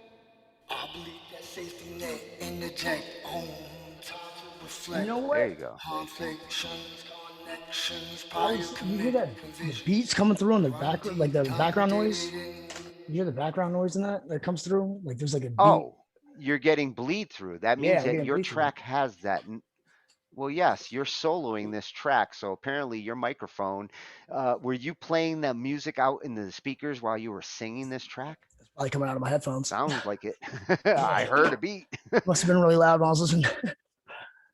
Okay, that's a good note for people out there. Be careful when if you got loud, blaring headphones and they're not isolating while you're recording and they're right next to the microphone. I hear bleed through music all the time on BandLab from people. Bleeding through on here. And play it again. How Okay. loud is it? Because you're right, I could hear that. If you can, That part right there. You see it? It was just that one. It was probably just that one clip. yeah, I can hear it. It's not bad though. I Nah. mean, When the music you going can on, I certainly don't think you deal with it. notice it. Yeah. With the rest of the stuff, you're not going to hear it. Mhm. Believe me, I've heard worse bleed through. I've heard the track actually playing on a vocal track. I'm like, did you even?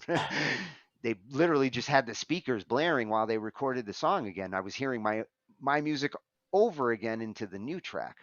What's the focal point over here, though? If I turn the focal point on. That's the center. See that plus in the middle? Mm-hmm. So you can set the focal point on the sound. So like if I wanted to be more over to the right for this one. Well, it doesn't all. You don't always want it in the center. Exactly. This is a spatial plugin. You and the way you're using it right now is truly spatial. Like you're using the surround part of it. The left right is just left right. It's pretty boring.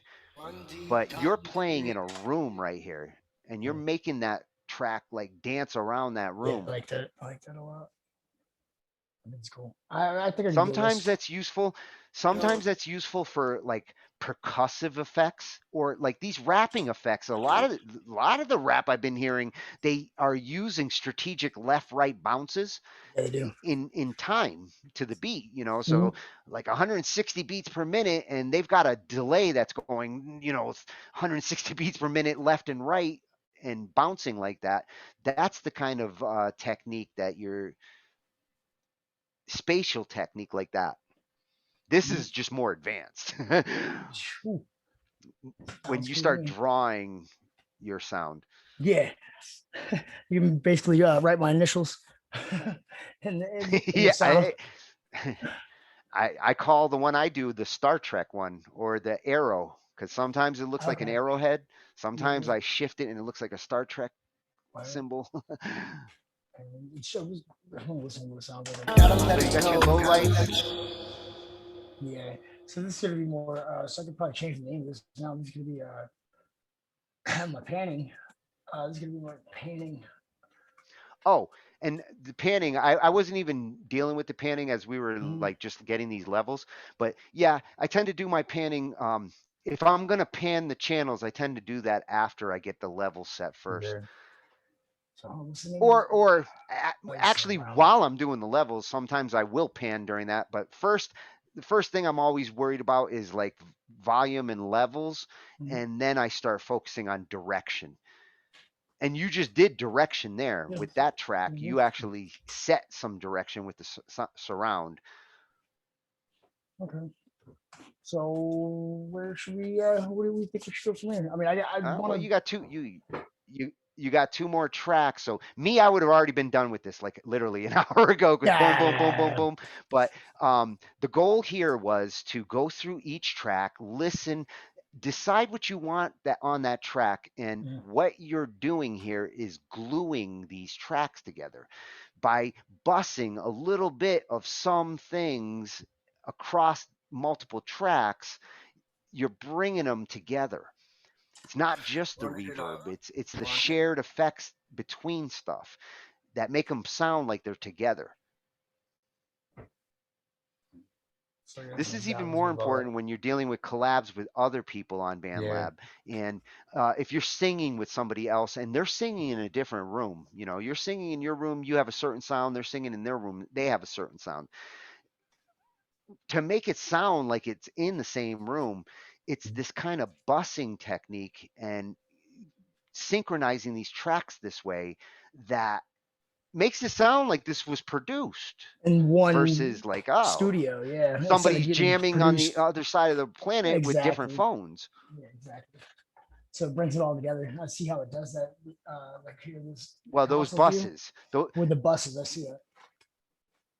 So what yeah, I'm the doing is I'm buses are what's sending these bringing ones. this all together. That, yeah, it's tying all these You know, tracks together through the your bus to make it into one environment, right? your tracks are separate tracks you did at separate times. In some cases, you might have even done them in separate places or Yeah, with different microphones to get absolutely. them to sound like they're together for this jam. Your reverb is your main glue. The room is the main glue. So the first bus I always make It's a is that room. hall or that room because first I define Bringing the it into that room. environment. I see what you're saying. Then I start making buses for certain things that I'm always looking for. So that TH3, I'm always using that as a an electrifier. That's the best way I can describe it. If I've got a cello and I want it to sound like an electric cello, or it's a guitar effect. So when you run like a violin through a guitar effect, it sizzles, it electrifies it. The TH3 is great at electrifying a track. For instruments and things like that, invaluable. So room, a little bit of an electrifier, and sometimes I might add in a delay or just a little extra ambiance bus. But for the most part, three buses for my music is more than enough. Vocals, like what you're doing here, on the other hand, I can have 6, 7 buses because sometimes I might I use see. 2 or 3 nectar, and there's a few other ones here. We didn't even go into. We just use nectar to do this shit. But if Yeah. that one that you have the voice of God one, that's the Yep. nectar 2. So Mm-hmm. that's track 5. Well, I got two nectar Um, threes. All right, that's right. Yeah. Track 5. Yeah. just as a real quick, check out this effect because you can Mm-hmm. always delete this bus afterwards, Okay. and yeah, insert another bus and open it up a little bit. And I want you to try a different effect than the nectar one, just Okay. as a comparison. So under the effects, go to modulation. I think it's the Sonatus modulator. The Sonatus plugins are the ones that Cakewalk comes with. They come out of the box. Great to use because if you're sending projects around other people, these plugins are in every Cakewalk. So I And don't this is like pretty much. using out of the box plugins unless I have to. So Nectar is an out of the box one. It's not an out of the box one. Yeah. Nectar is one that It's you a know yeah you need to get. aftermarket. But do the Sonatus modulator, and I'll show you one that I really like every now and then, especially when I'm doing like metal or some of these like weirder effect songs. Under ensemble, there's one called Black Death Metal or something like that. Black metal vocal. Yeah, black metal vocal. Throw that one in there on that bus, and for that track, the On track track 5, right? 5 that you were using with the deep, with the Yeah. Nectar 2, change it from Nectar 2 to the to the to that bus, to bus E, Yeah. just so you can And hear then it. I'll go ahead and take this one off and the try to the Yeah, unpower it. Just unpower. I don't want to hear Nectar and that one. This one is a different approach. It doesn't do what the Nectar one does. The Nectar one is actually like pitch shifting. right. This one is more of a phase shifter. But it's a cool one with vocals sometimes, depending on what you're trying to get. Now, surround is unpowered, so did you mean for it to be unpowered? Because notice it's grayed out Yeah. for that track. Yeah, I think that's what we're doing. Hold on, let me pull it back up. So I can see what you're talking about. Hall, yeah, this one, right? I didn't mean no, I powered off the songs. Yeah. Yes, it's off now. Powered back on. If you want to hear it, if you don't want to hear it, then keep the power off. Okay. I do want to hear it because Okay. I'm wondering if this phase, I'm wondering if this death uh, um, plugin with that sounds better than with Oh, I the see. nectar. So Okay.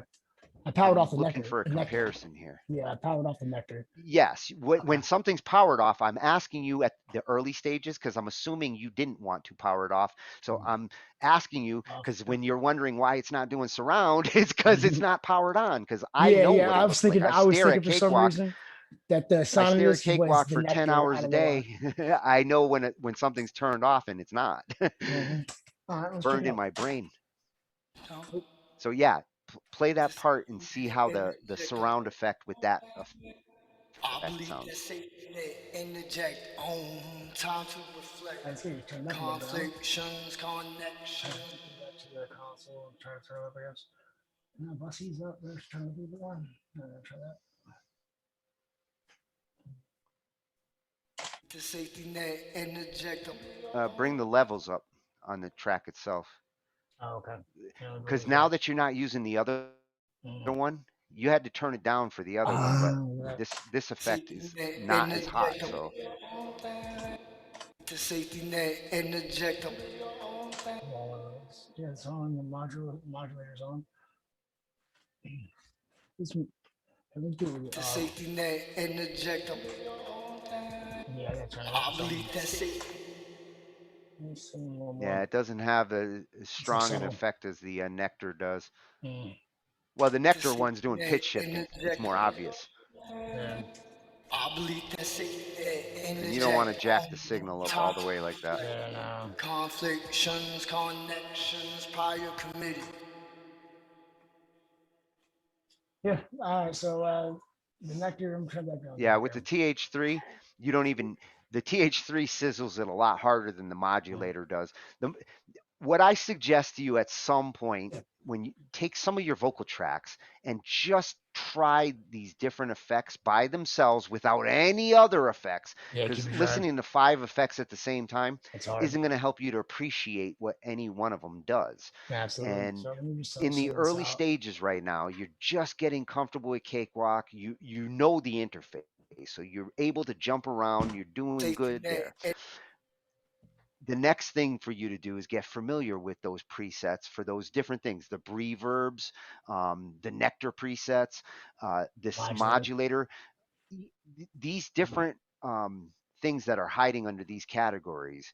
Going through their presets and knowing what's there is going to be the key in the future to like you knowing what you want to do because Yeah, you know you absolutely. heard this effect do this, and when you're working on a track and you want to do that again, you'll start to associate those different effects and you'll be able to name them properly. Nice. Can't wait. But for what you sucked up here, like six vocal tracks and a beat track, brought it from BandLab, brought it down to Cakewalk, created buses. You made Mhm. 5 buses at this point, Mhm. routed tracks to them, and got something. Eventually, you're going to want to massage those levels more, and you're going to want to pan Mhm. and start to like move some of those tracks away from each other in the stereo. Yep. But that's a good start from BandLab to Cakewalk. Absolutely. Absolutely. I like, well, the Then effects here you are get you have more control, and you're able to customize it more so, and so that way you're able to get it exactly how you want it. And BandLab oh online. you, you have absolute customizing here. Not only do you have more control Yeah. on each one of these effects, you can store the presets and settings. If you go tweak up that reverb, bring up the reverb, bring up the hall reverb, and typically you're just going to find a preset that you like, right? But if you Yeah. do want to adjust something specific, all those things there, the wet level, the time, Mhm. the shape, all of that, and even more so above, what you see above starts to do the size. So if you're like, oh, I'm kind of in a room that I like the feel of, but I want it to be just a little bit bigger, it's the stuff at the top that will help you to change that room into like a bigger room.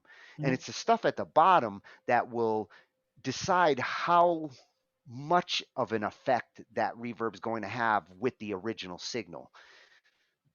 Whether you really drown that signal in this reverb, or you bring that wet level down and you just give it a smidge of this room. Yeah, that's what I want to bring the wet level down a little I bit. don't tend to mess with the presets. I Oh, don't. wait, whoops. I control my reverbs. Once I find a reverb that I like, in case of the room, I tend to adjust it at the signal level. So the way you were adjusting on the sends Yeah, and you were bringing them back a yeah. little bit, I I I So do control it. it at the signal level once I find a reverb I that I see. like. Yeah, To which I me, just the go back and do reverb here and bring the it over the reverb gives signal. me a Okay. room. Once I like the room that I'm in, I Mhm. don't like to mess with these wet levels and things like that, except maybe at the very end. Mm. Sometimes at the very end when you did mix everything and you think like, "Oh, I just need to pull back a little bit on the effect." Sometimes there I'll go into those presets right before I make a master. Okay. All right. So hold on, let me just see how would But you say that? otherwise, Like if I did I change it and I adjust edited each it, track by the send signal. What was that? how would I be able to save that preset? Like if I came in here and I changed it, I adjusted it a little bit. How would I be able to Oh, save that? bring up the reverb. Okay. Bring up the reverb again. Okay. You need to save it for that particular preset. So Yeah. up in the top left corner there, Yep. that's what those presets were. Remember when I said earlier, like, plugins have different preset places? Yeah. Like, if you did go make changes here and you said, I don't want to have to do this every time I come back, I Mhm. want it to be there. That's what that little disc icon is for there. Which one? Oh, this one right here. Save. Boop. Okay, cool. That was it. So now it's Only saved. one. Where can I? Oh, right here. This is it. You give it a you. name, you save it.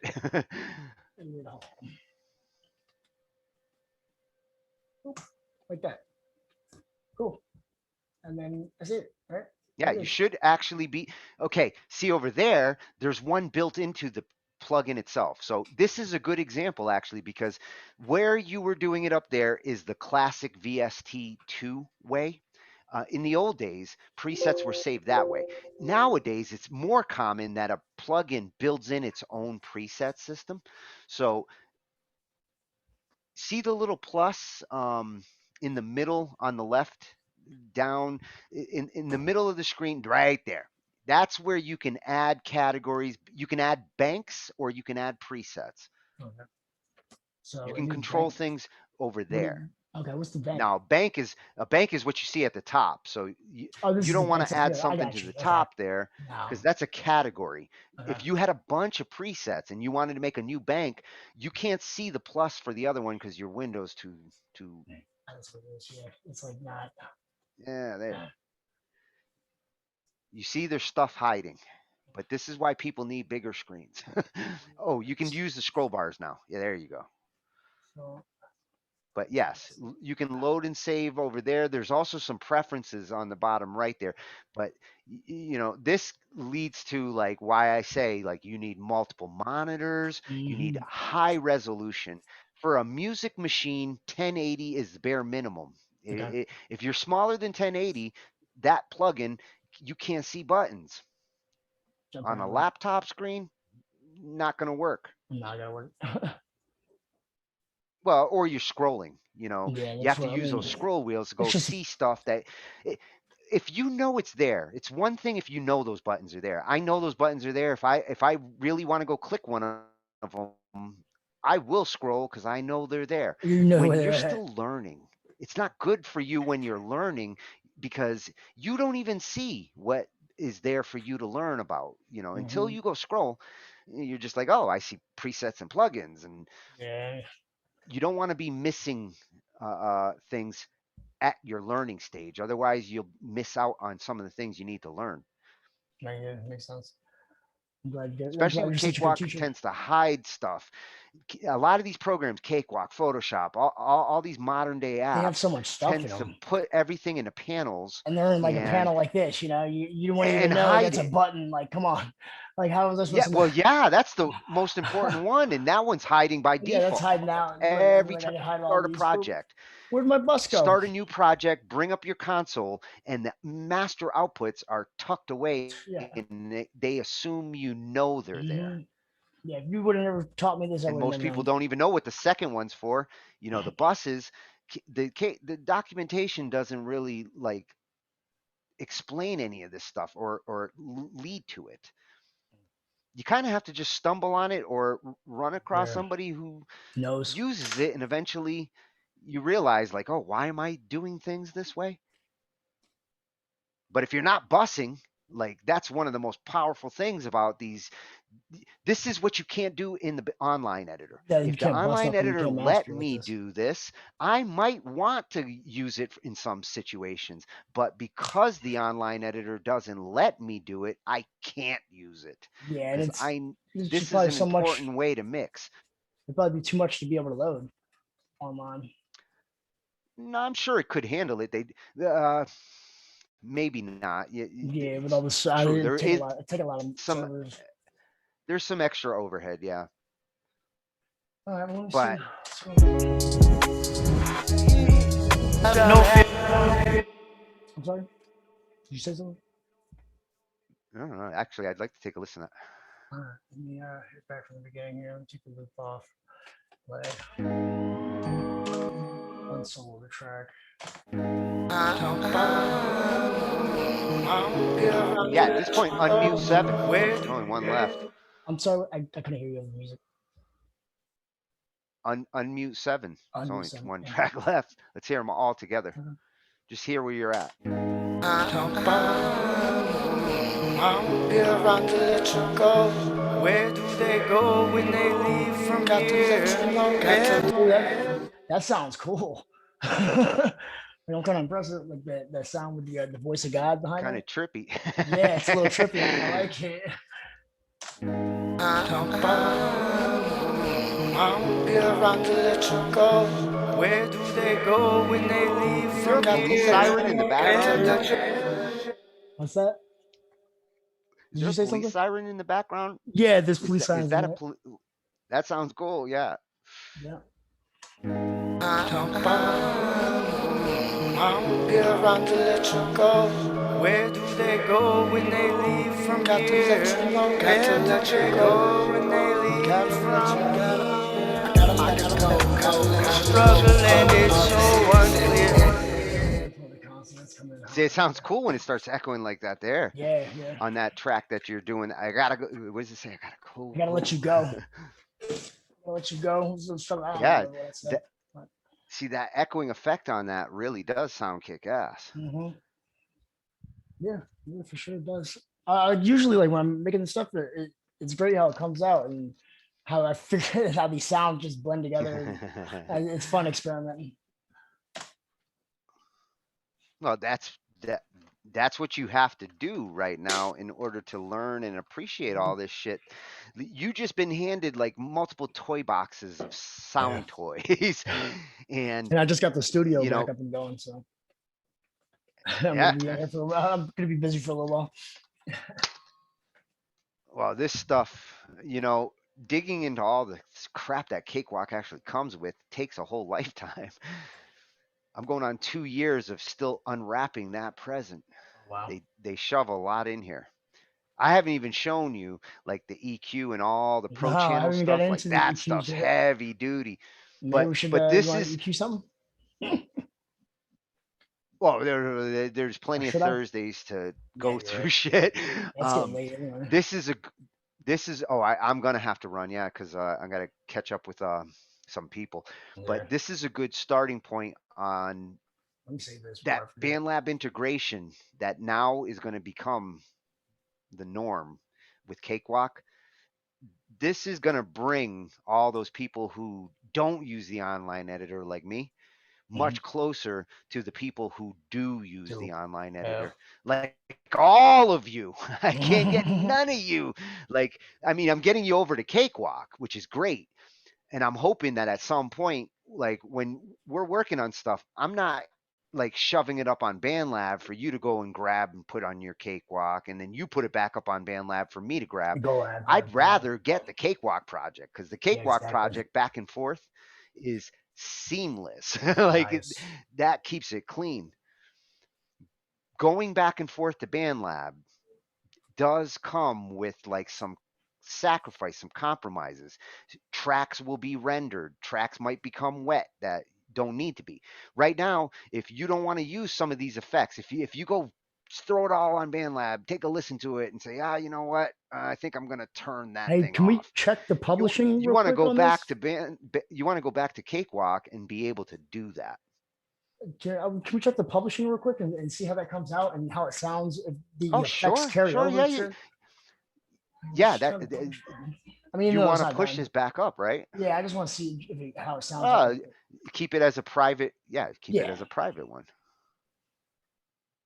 All right. Yeah, actually, I'm really interested to see how this sounds over on playing from the BandLab page, Exactly. because that's a test I do all the time. I make a master, I upload it, I listen to it playing from the BandLab project page, and then I have to make changes because there's always some BandLab changes when you upload it. It's never sounds like the original. All right. Oh, here it is right here. Oops.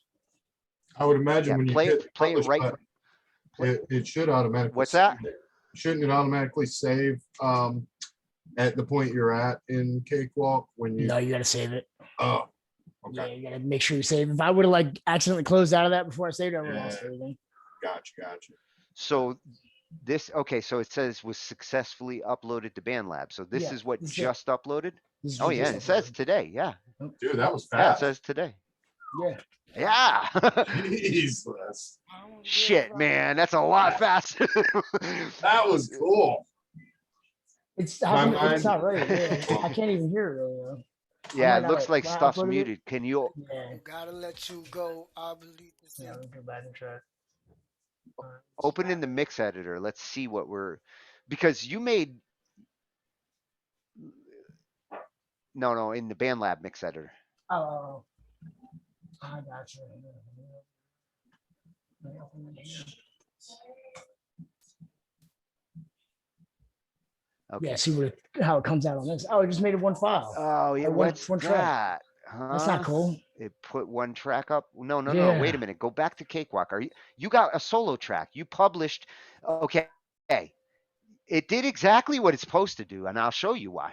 Oh, No, stay here yeah. or exit out of here. You can exit out of this. I will show you what happened. Okay. You're soloing a track right now in Cakewalk. You published with a single track soloed. You think I so? do this. My projects, I solo my master at the Oh, end. look, I had so 5 on. That's probably what it was because I had the 5 button on. yes, Oh, crap. something kept that. Like that's the only thing that got published. So go back to publish like you did before, and let's just walk through this slowly. Hmm. So put a description. Do me a favor. Don't hit yet. I was going to say put a description so that way I can see that this is like this is an upload test. Okay. Yeah. Otherwise, this is going to look like the other one and all the other ones with no description. So not a big deal, but when you're troubleshooting and debugging shit, you want to eliminate or add any variable necessary to really test. And this is a great test. I've been dying to see this going back up. So I'm glad that you wanted to do that. I wasn't going to push like, yeah, you want to do it? Awesome. Yeah, absolutely. Because I was upload curious. as a new project. See, now that's another thing. Yeah, I was going to say, why are you, yeah, you could have done it as a new project. I didn't see that. But we should see all tracks. You didn't have anything selected here. It should put all tracks. There's no reason for it to just put that one surround track because.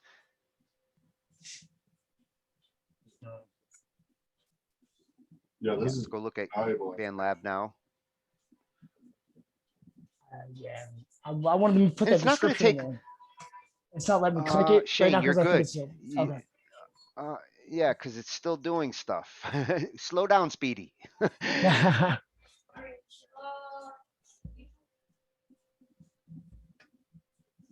Let's see what we've got in these tracks. I do understand what happened there with that selected one. It's kind of weird because you only had it selected. It's not like you had it soloed. I thought it was soloed, You literally only had it selected, but clearly the That's not even it that's not it. publishes based on something. Yeah. Put a Uh, description in there, is that just, the one that just went up nah, I'm gonna put a 4 description in it. minutes ago? That says 4 minutes ago. Oh, that's not the same. 4 minutes ago. I mean, I know we get the history real quick. Just refresh this page. This is Okay. your project page, right? Yeah. Yeah, go look at the revision history. Um. 4 minutes ago. Probably that top one, right? Yeah, that should be the top one. Yeah, Let me should see if be. the other one. 5 Open minutes it. ago. Yep. It's 48 seconds though. Wait a minute. It's 48 seconds.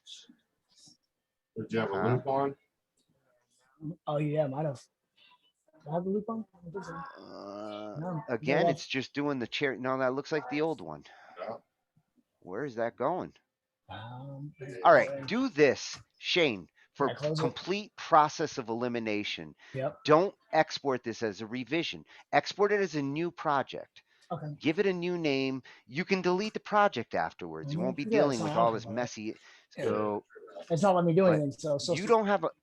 Yes, this is what we're wondering right now. You don't have a your publish button is now broken. Is there a window that's waiting for you to click something, or you got two panels down there? No, Close the console. no, try it again. Close Oops. the plugin that's open. Exit BandLab. Completely reinitialize all that.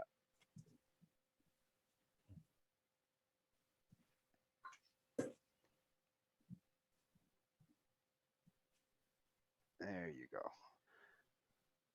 Publish it as a whole new project. Give it whatever name you want, and you Okay. shouldn't have a problem finding it now.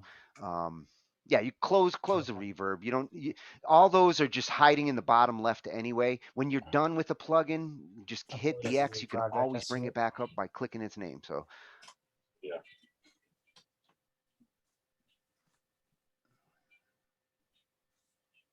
this way we know. And Yeah. this should actually be the same as the process coming down. It should have a You would couple of think, right? exports. That looks like it exported one thing. It looks like it exported one track. Or maybe not. I mean, That's still now going it's right doing here. something it didn't Yeah. do. Now it's doing something it didn't Yeah. do Because before. I did it as a new project. Well, yeah, you may. Truth be told, I don't think I would put my stuff back up in a revision unless I have to.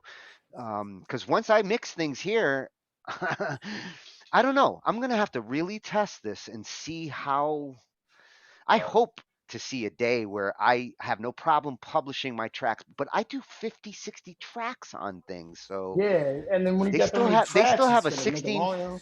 they still have a 16 track limitation that makes me like the only thing Yeah, I can upload is cringe. a master, a finished master stereo track. Yeah. Or 15 of them. Right. And while this is loading, give me 2 seconds and we'll walk outside. I gotta walk outside real fast. But tell me, Joe, that like this doesn't like change your motivation when it comes to wanting to work on shared BandLab projects. It does. I regret having to cook dinner earlier. I seen you getting down on nectar, and I have nectar, and I seen you doing some amazing stuff with that. Oh, you're gonna have fun with that on the vocals. Okay. It's Yeah. not so interesting for other instruments, Right. although it can be useful for instruments. Yeah. But on Okay. vocals, especially for you, if you want like special vocal effects for Monday, you can sound like a robot, you can sound like a demon. Yeah. Pretty damn easy right out of the box. Is it With the nectar nectar, free?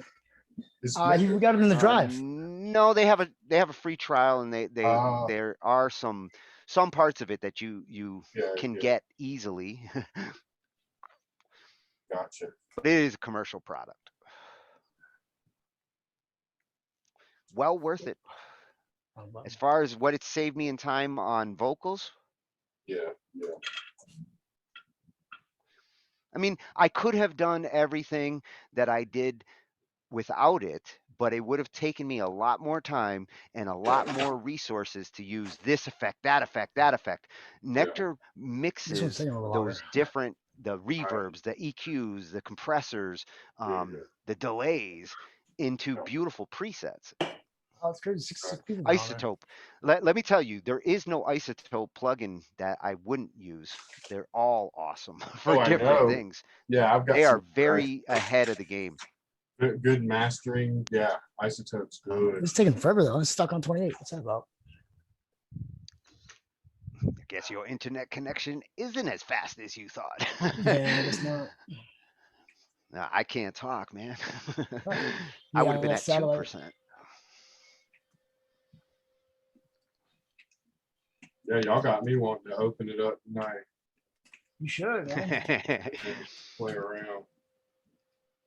I'm still going to do a couple more tests before I start doing a massive, because I got a bunch of Andrews that I want to like get offline, get onto local so they can actually be worked on in Cakewalk. But yeah, here's the irony, Shane, though. If you do that while you're doing this, your numbers make it are slower. fudged because of the two. Well, yeah, you're in the middle of a stream, you're Yeah. sharing your screen. There's a whole bunch of things that are going to mess these numbers up. People go here to either feel better or worse. Yeah, right. But it doesn't give you accurate. It doesn't give you accurate information at all. Oh, there you go. It pretty much ate up the rest for nothing. So it hung at like the 20s range. Yeah. I bet you that part where it was stuck on that or hung up on that was the part where it was doing all the conversion, all the compression, conversion, everything to prep everything. And then once it was all done, it just went. There we go. Now we know what we're looking at. Apples to apples. There we go. Yeah, I guess because I had We that should one thing see. selected. Yes, that's a Wow. weird. You know what? I've got it on video, Band Lab. There's a possible Glitch or bug. quirkiness, or I wouldn't call it a bug. I mean, clearly it did something because something was selected. It shouldn't have been selected, should not have been enough. No. When I hit publish, it should publish whatever is Yeah. muted or not muted. A publish should represent the project at its point. And a selection should not affect what you're publishing. Yeah, so it's not like I I would selected assume solo. they'll consider that a bug. And if we can reproduce it, if I can actually reproduce it over and over again, Oh, we I might can be say getting to a them, bounty. like, hey, this is weird. We could get a bounty off that. I don't think they got bounties right now, but You guys want to hear believe it? me, I should have bounties. I should have bounties all over the place. Oh, Yeah, see if this sounds like it does in Cakewalk. No, it doesn't.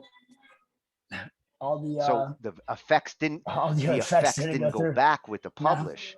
No. Now there could be multiple reasons for that. In the publish settings, there might actually be a setting that says render the effects, which we may not be checking yet. So that's upload settings. what I would be thinking. Tracks, Okay, empty where tracks, can you buses. see? Yes, bring up the upload settings. Bingo! Why don't you hear those? You don't hear them because the buses are off. No. Shane, uncheck project mixdown because you don't need that. You do need those buses because all your effects are on those buses. See that? So there's a good lesson. I should. Oh my god. So I don't understand why. Well, give.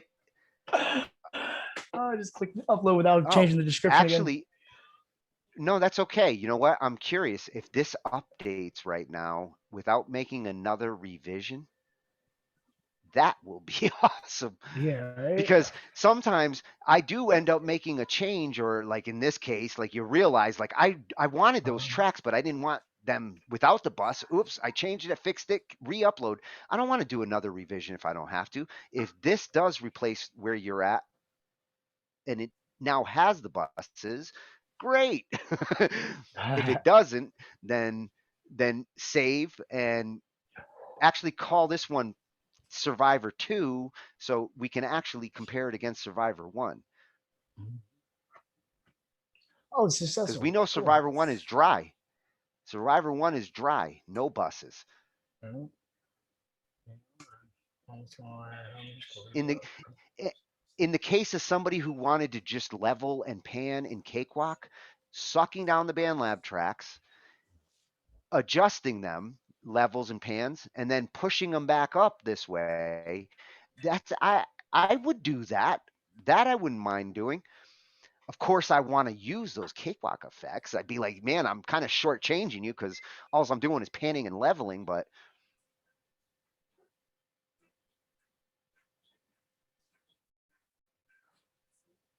Nah, 4 minutes ago. now I Oh wait, it's bet saying you now. So hold on, wait a just minute. What's this about? It's uploading now. I thought it said well, it was yeah, successful. it's doing the same thing it was doing before. So it it didn't ask you anything this time because it assumes that what you're uploading, apparently just hitting the upload button says, oh, I made changes, re-upload. And that's what I'm assuming right now. It is literally overwriting the ones that are up there with these. But these are going to have the buses because you turned them on. And Yeah, I'm I'm curious wondering to on see the how it sounds. downloads, when you downloaded your project, did you go look at the download settings? I bet you didn't. No, of So course not. bring up those download settings and look and see if there's an option in there that says bring the effects from BandLab. If I do want the wet tracks, they probably do have a button in there because they have one for the upload for the Well, here, buses. should I Well, cancel I think this you got to one to wait for. do it? Yeah, I'm gonna have to wait Uh, because no, I'm no, just gonna run no. slow. It's up to you. I don't care. We're Okay, well, it's not going to run any faster if you cancel and do it again. You're just going to have to go through 16% all over. So at this point, I would let it see if it overwrites. You are Okay. doing a test right now. It should overwrite your current project because it didn't ask you where to go. So it should just be replacing what's up there. That's what it's supposed to do.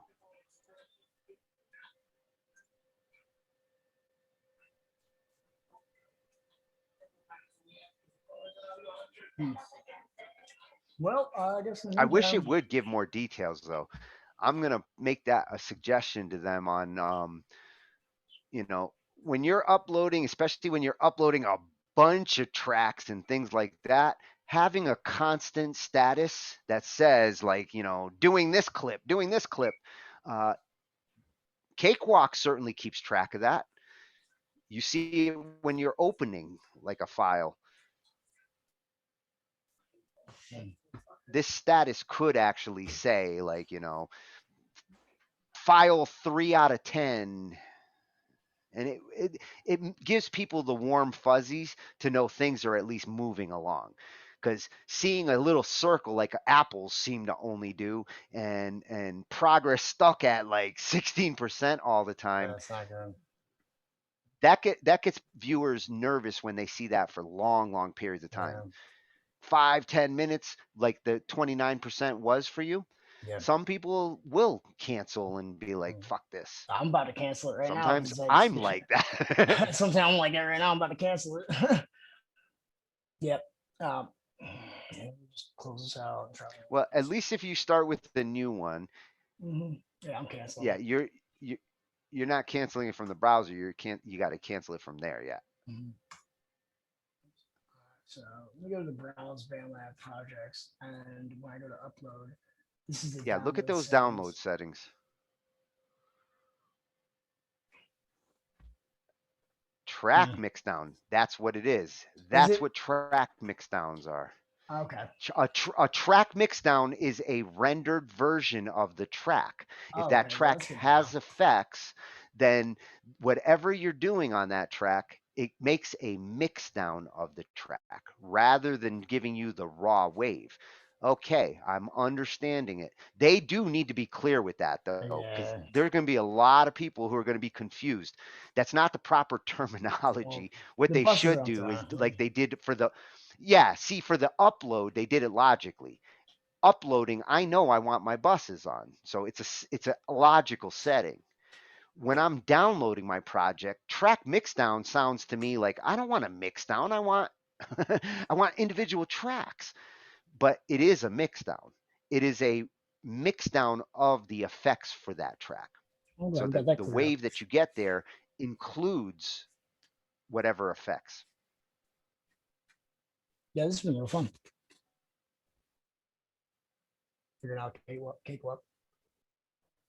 The What integration. was Jay Murray asking? Cakewalk is not worth downloading at the moment because you're limited. No, you're not limited at all, Jay. What are you talking about? That's the I figured that. no. Jay Murray was asking. Basically, Cakewalk is not worth downloading at the moment because you're limited in what you can do. Cakewalk No. has no limitations. I am loading 150, 160 tracks in my Yeah, projects. BandLab has It's still 16 going. tracks that you're limited to, BandLab but has, not yes, Cakewalk. the online editor has 16 track limitations. Cakewalk has I wonder no how that's track gonna. limit. I wonder how that's gonna The only go thing when you. the only thing that you're limited when it comes to Cakewalk is your own computer resources. So your CPU and your memory are your limitations with Cakewalk. Otherwise, you can load as many tracks and go as Well, nuts what as happens you if you want. have like what happens if you have 17 tracks on Cakewalk and then you go to upload? How would that work out? In this case, I'm assuming that if you have 17 tracks you try to upload there, it's going to say, 16, boom, cut off the other ones at the bottom. 16 minimum. Yeah. Yeah, it's either going to only put 16 and then cut it off, or it's going to say that, you can't upload this because it goes beyond. Have you ever uploaded a track that was too big? Anything over 125 megabytes. No, If you try to upload a sound file that's more than 125 megs, I haven't. 125, it will say this file's too big to upload. You get a message saying it. Yeah, you can't upload. Hmm. But it's possible that BandLab might start to get rid of that 16 track limitation. Now that they're Now that they're doing this integrated. with the integration, they're going to kind of have to consider it because you're going to have some people who are going to be like, oh, yeah, I sucked all those down to my Cakewalk and I duplicated all these vocal tracks. And now I got 30 tracks. Why can't I put that back up? You're going to have more people doing that. So you get a message saying it. Yeah, you can't upload. Getting a loop. Oops, sorry. Oh, that's coming from you. Yeah. Oops, pause that. Yeah, I wanted to go through the chat. I wanted to see what was in the chats. Oh, Glenn's Yeah. using He okay. mentioned it. He mentioned it Oh, in you there. said some. Oh, dude, I use Ableton. I got Ableton in here too. Yeah, Okay. Ableton's one I'd like to take a look at one night when somebody with it is willing to like Hold show up. me the goods. Hmm. I've used Ableton, so I already I've used it know too. like That's what the I learned gist of on. it. Well, I When it learned on comes to Fruity Loops DAWs, actually. Fruity Loops great, but when it comes to DAWs, actually, Fruity Loops is the trickier one there because they don't do things as standard as some of the other DAWs, but they are great for the loop making and the synthesizer. Fruity Loop comes with so much stuff that gets musicians like really making music fast and easy that even though its interface isn't as standard in its approach as some of the others, it makes up for it in that regards. Mhm. It's why they're still popular as hell.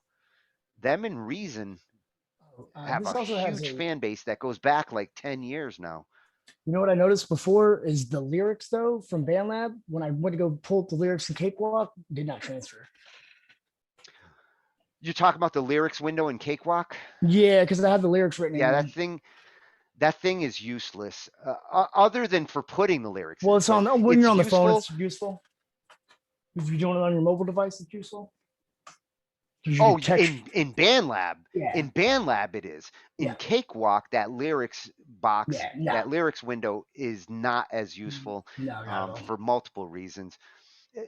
It, it's actually there. The real purpose why that lyrics window is there in Cakewalk is for karaoke support because in a karaoke track, you inject the lyrics and you inject them at time points, Yep. and that lyrics window supports like putting time code into the words so that the words it puts the time code for when that word is said in the song, Yep. and you can play that as a karaoke track and the words will literally light up at the places. You know how it does in karaoke. Yeah, exactly. It kind of like goes with the time signature or the rhythm of the song. the lyrics go with the rhythm, Yeah, and it but kind if of you like don't have bounces. those time codes, It's if not you gonna don't go. have those time codes and you use the lyric track in Cakewalk, then all the lyrics just dump on you. Like, Mm. so you can't see them aligned with the music unless you put the time codes in. And to use it as a text for a singer who wants the lyrics because they don't remember them, it's not very useful on the Cakewalk screen. So the Uh, lyrics window really has no love in Cakewalk. I'd like to see, see if what it would be, used for, or Well, how people would if you use ever it. do like MIDI, like these MIDI tracks that I do, and you do want to inject a vocal track, they call it a lyric track, Yeah. and you put the words in, and you put them exactly in the parts of the Yes. timeline for when the word is said. If you do that with the Yeah, this MIDI thing also says tracks, then video too. you can make a karaoke file, and Can I that's like the file that like animate people insert? sell, to bars and shit so that people can see the words on the screen while they're hearing the music. Cakewalk included this function because some people needed it. It's been there for like 15, 20 years. It just hasn't been improved on to be a good lyric like window. Mhm. Yeah, I went ahead and I want to share my screen again. Notepad works better. Yeah. Any text editor. Yeah, look, I went ahead and I went to views. And I went to the video, and I put this little video thing that I got in on it. Yeah, you can load I didn't videos know in that. Cakewalk. That's This is cool. something else that I Yeah. have been doing. Yeah, I didn't know that. Yeah. That's pretty cool. Huh. That thing is But still uploading. You're still yes, it's uploading stuck on on that. 16. Yes, Still stuck on the just like it was on 16%. the 29. Mm-hmm. Hmm. Yeah. I don't know what that's about. And this could be part of you know, their bugginess or their beta Yeah, well, testing, it's their still servers. it's still This is this is easy. going to add an additional weight on the BandLab servers when it comes. They're already overloaded on their streaming servers sometimes. We had a couple Oh, we know nights about last that. week. Oh, boom, now it's done. See, Oh, it's done. basically what's happening is their status is not updating. So you sat there at 16 until it Oh, look, finished. there's a So button right here that says View Project Online. yeah, there you go. Look at that. Awesome. Nice and fast. Oh, looks nice. Okay, cool. Processing progress and sure. Oh, well, I guess I can't play Yeah, it. that's normal. I mean, they're getting there. Yeah, This is the most positive upgrade that I've seen yet out of them. I have no doubt they want this stuff to be great. it just takes I don't time think to they get want to just there. make crappy. Exactly. It takes a lot of time, especially what they're trying to do on the online side. And The Rome wasn't online built in a editor and day. the app, those are devices that are like really they're pushing the limits with the online app and the apps. But now they're synchronizing them to Cakewalk in a Oh, way that there we go. yeah, open in the mix editor. Oh, Let's oh my oh God. yeah, let's take a listen. You want I us do to like to hear it from here because here's the mix sound. It's still taking some time.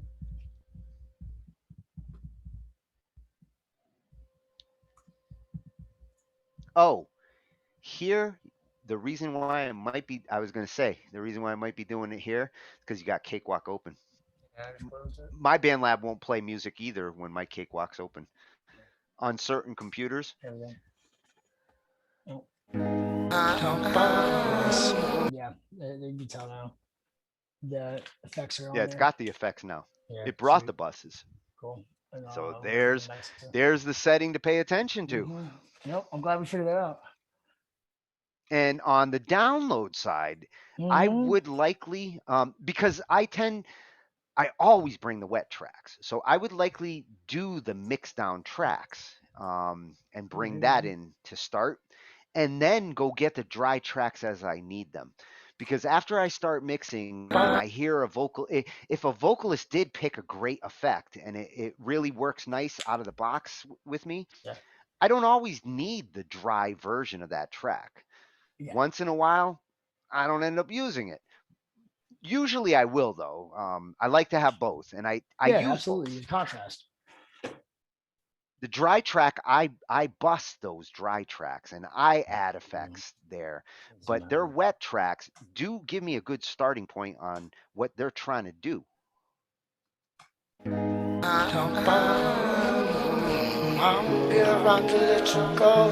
Where do they go when they leave from You got to here? get this one with Lou. What's Lou that? Nice with Oh yeah, Lou Hunter. Yeah, I my mean, boy Lou. yeah, Lou, yeah, Luther, Luther. Lou Nice. Yeah, Luther. yeah, Luther. Yo, this Keeps game changing didn't come his out too name. bad with the cakewalk effects compared to the original. Let's check that out real fast. No, I'm actually I'm pleasantly surprised. All right, so this is the original.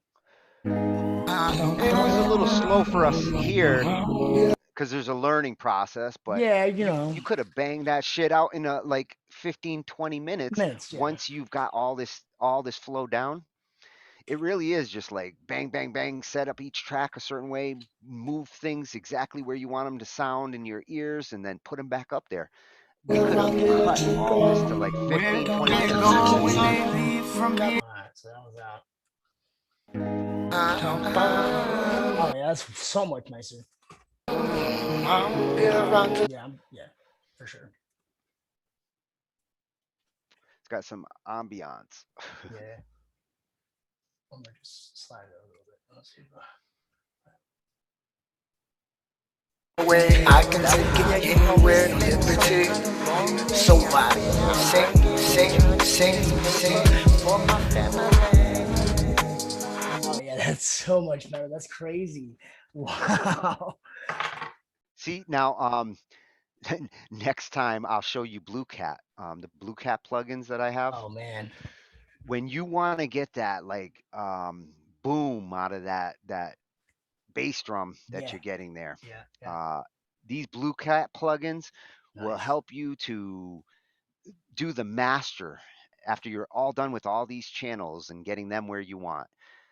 That final mix down, these guys almost do for that what Nectar does for like mixing all those vocal plugins. Nice. I Yeah, don't we gotta use check that I one don't out. use Nectar and Blue Cat all the time, but Mm, when I am mixing vocals and mixes from BandLab, I love these two plugins because they save me a shitload of time. yeah, these the plugins are great. We'll do the Blue Cats next Thursday, Okay, that sounds good. and that'll be about mastering more than mixing. You'll want something that you have mixed and that you want to finalize. You want to get that extra boom here. You know how when you're putting it on BandLab and BandLab has that like enhanced mixing options and they give Yeah, you that's like what I was actually CD gonna go quality through. or bass or all Hmm. of those are garbage. They suck. Yeah, Um, I used to use them when I first got on there. I was like, I oh my had to. God, it makes it louder. But Well, it just changed the as you sound. do your own mixing, oh, in some cases, it completely destroys the Yeah, it makes it dynamics. It worse. shoves a lot of compression and it amplifies. It's not the Mm. best way to master. It's just one of Um, their presets. but with these Blue Cat plugins, you'll be able to get your mix after you're all done, make that master, and there's some great presets in there that fit like 90% of your scenarios. Oops. Okay.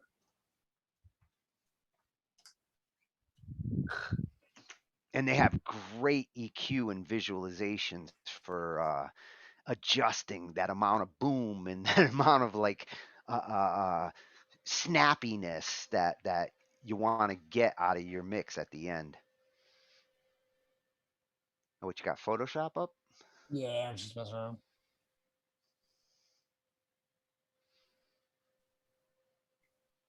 Fine.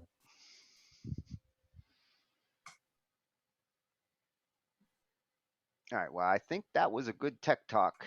Yeah, man, As I far as appreciate it. seeing these new features out of BandLab, I am going to keep talking about these until until I'm All done right, well, talking about I gotta get out of them. here, man. I gotta take the kid. I gotta take the kid. The kids woke up, man. I gotta take care of the kids. So I gotta hurry and get back out of here. Yeah, I'm done. time for Thanks. me to fly too. All right, man. And Joe, I'm I'd out of here. like to Have a good get one. together sometime. All right, Shane, great to see you.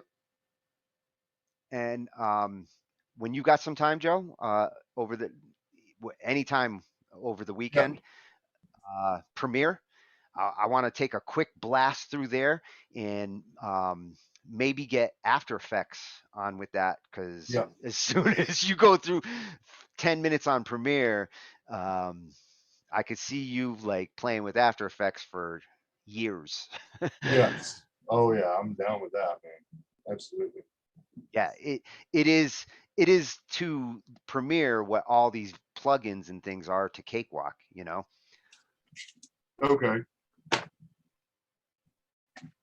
And Yeah, for I can you, see. it is the fire, the explosions, the Yeah, man. the like crazy liquids and the shit splatter. Like, Yes. believe me, I bet you there's already a preset in there for it. Yes. Good. Good. Yeah, I can't wait to get my hands on that. That's gonna be fun. Well, if we get some time over the weekend to run through it, when we're doing some of the, because I have some learning to do on it as well and exploring. And if you want to do some of that during some of these, I'd like to actually do some video exploring on these tools together. Yeah. Gotcha. I We'll get to noticed. both see it for the first time. Yeah, unfurl it. Yeah. I noticed. I heard you say earlier that when you have Cakewalk open, you can't hear your audio from like YouTube or just computer at all. Depending on what mode you're in, Yeah. there's different driver modes for Cakewalk and ASO. When you have good equipment, and Yeah. for the most part, most equipment wants ASO driver mode. Right. ASO is exclusive. Cakewalk wants that sound card, and it doesn't want anybody else to use it. You Okay. can switch from ASO mode. There's one called Wasapi, which is for Yeah. Windows audio Right. system. Yeah. There's two versions of Wasapi, one that's exclusive and one that's shared Okay. for playing nice with everything. Let's say we're doing these Cakewalk demos and things, and you want to Yeah. be able to share your sound and play a project. Yeah. Wasapi shared is a happy medium where Cakewalk will play nice with other programs, and you can go on a Zoom conference and share your project and do like what Shane was doing here. Yeah. The only reason why Shane could do it is because his Focusrite, he has two sound cards in there, and Cakewalk was using one while Zoom was using the other. Wow. Okay. That's the benefit of having multiple sound cards. When you do have like those focus, or in your case, your Zoom. Your Zoom is not your Realtek, so you could have Yeah. the Zoom conference using the Realtek sound card that's built in the computer, and Cakewalk Ah. is using your Zoom. It doesn't care that Zoom's using the Realtek because Cakewalk doesn't care about the Realtek. I see. And in that scenario, then there's no conflict. Yeah. Yeah. We were getting into not to hold you up too much, but we were getting into what are we talking about? IP for the phone. I did realize that my IP computer- webcam? Yeah. Yeah. IP webcam? Yeah. Yes. I did realize that the Wi-Fi was not initiated on my computer. I wonder if that was an issue. Not necessary. Not necessarily. The way that IP webcam works, IP webcam connects to the router, whatever your cable modem is, which has a Wi-Fi network. Your phone connects to that router, gets its IP address from the router, 192.168.1.6. Right. I think that was yours, right? That was the one it fell on. Yeah, I think so. Once the phone gets that IP address from the router, it's Yeah. on your private network. That's a private subnet. 192.168.1 is your private subnet, and any device behind that router is going to get .2, .3, .4. It's going to get anything from .2 to Yeah. .253-ish usually. And So when you you mean run like, yeah, IP webcam turns your phone into an audio video server. So it basically turns the phone into like, hey, I'm a video server. I'm streaming out the video from this camera. So on OBS on your computer, you can punch in that IP address and say, go get that video stream from that video server. OBS doesn't care if it's a phone or another computer. It's yeah, looking for a video signal. yeah. An I was IP webcam sends the video signal from mobile devices. okay. Yeah, I think I was The having a bad compute day. the computer doesn't need to have Wi-Fi. The computer doesn't need to connect to Wi-Fi to connect to the phone. It's The the computer router. connects to the phone because they're both on the same network. Yeah, the Wi-Fi. Right. Was Well, the they're on the same network. right. The Okay. router that's giving them their IP addresses, assuming that your router gives the same subnet for both the Wi-Fi connections and the wired connections, which it should. I mean, a typical modem will give the same subnet to the Wi-Fi users and the LAN users. All mine are on 192.168.0. Something. Yeah. Every machine in here is in that network. Cool. So any machine in here can go get video or audio from any device in here that's on that subnet too, Yeah. Yeah. with that program. Right. Gotcha. Okay. Yeah, I'm interested in getting that up and running. Looking at a 4K. What is that?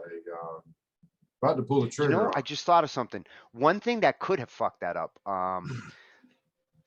the firewall. Because Yeah. IP webcam runs off port 8080, although 8080 is not typically firewalled. So if I didn't actually look on that on your Yeah. machine, but Yeah. My if you machine. had Windows Firewall turned on really hardcore and for some reason it was blocking 8080, it's Yeah. possible that that could get in the way of a working video signal from something. Yeah, remember we were having trouble. My settings, remember we were opening up the settings to my computer and it was just like crashing. Not Oh, crashing, yeah, but yeah, yeah, yeah. remember Did that? that go away when you Yeah, that rebooted? resolved because That, actually I might have been updating at that time because that's mm. usually when I'm not working on the computer. So And it's been see, I updating. wouldn't try to troubleshoot. I wouldn't even assume you are having a problem yet with IP webcam, because given that scenario where your network was definitely in flux, you couldn't Mm, even bring up your network settings. So if yeah, that's back to normal, now that you've rebooted and the machine does bring up the network settings, yeah, then I would test it all again and yeah. see if OBS can talk to that camera, because I bet you that was the culprit. Mhm. Your computer was definitely in a Twilight Zone network state at that moment when we couldn't bring up that setup Yeah, screen. that was trippy. It was just having I guess it was that time of the month for it. Yeah. Oh, there's a couple of big Windows updates that have come out. Like there major builds that have come out in the last month. So most people probably are going to see like a 30-40 minute wait when their computer Right. shuts down one night and turns back on and says, please don't shut down right now because I'm in the middle of something. It's Yeah, a that big was update too. when was that? I think that was like Monday or Tuesday or something late. Oh, over the And, last month, I've seen it across a couple of my machines. Some okay, my machines tend to stagger the updates, so like I I see. see it on a few early, and then months later, the other ones start to do the update. I see. I don't tend to do those big builds all at once across everything anymore. Yeah, They fuck too much shit up. In the old days, I used to keep up to date and happy to do it like as fast as I could, but nowadays I don't want to break half my work machines just because, oh, Windows got a cool new update. No, they're not cool anymore. At this yeah, point, they're more annoying than useful. yeah, yeah. They debilitate things. I noticed my You start seeing new weird. opening screens that Yeah, ask you to opt in and give them permissions yeah, that I never wanted to give in the first place. So Right. don't ask me now that you can Yeah. turn on GPS and all this other crap. Right. Right. No. Yeah, I knew that. I Stay knew out of my something was. computer.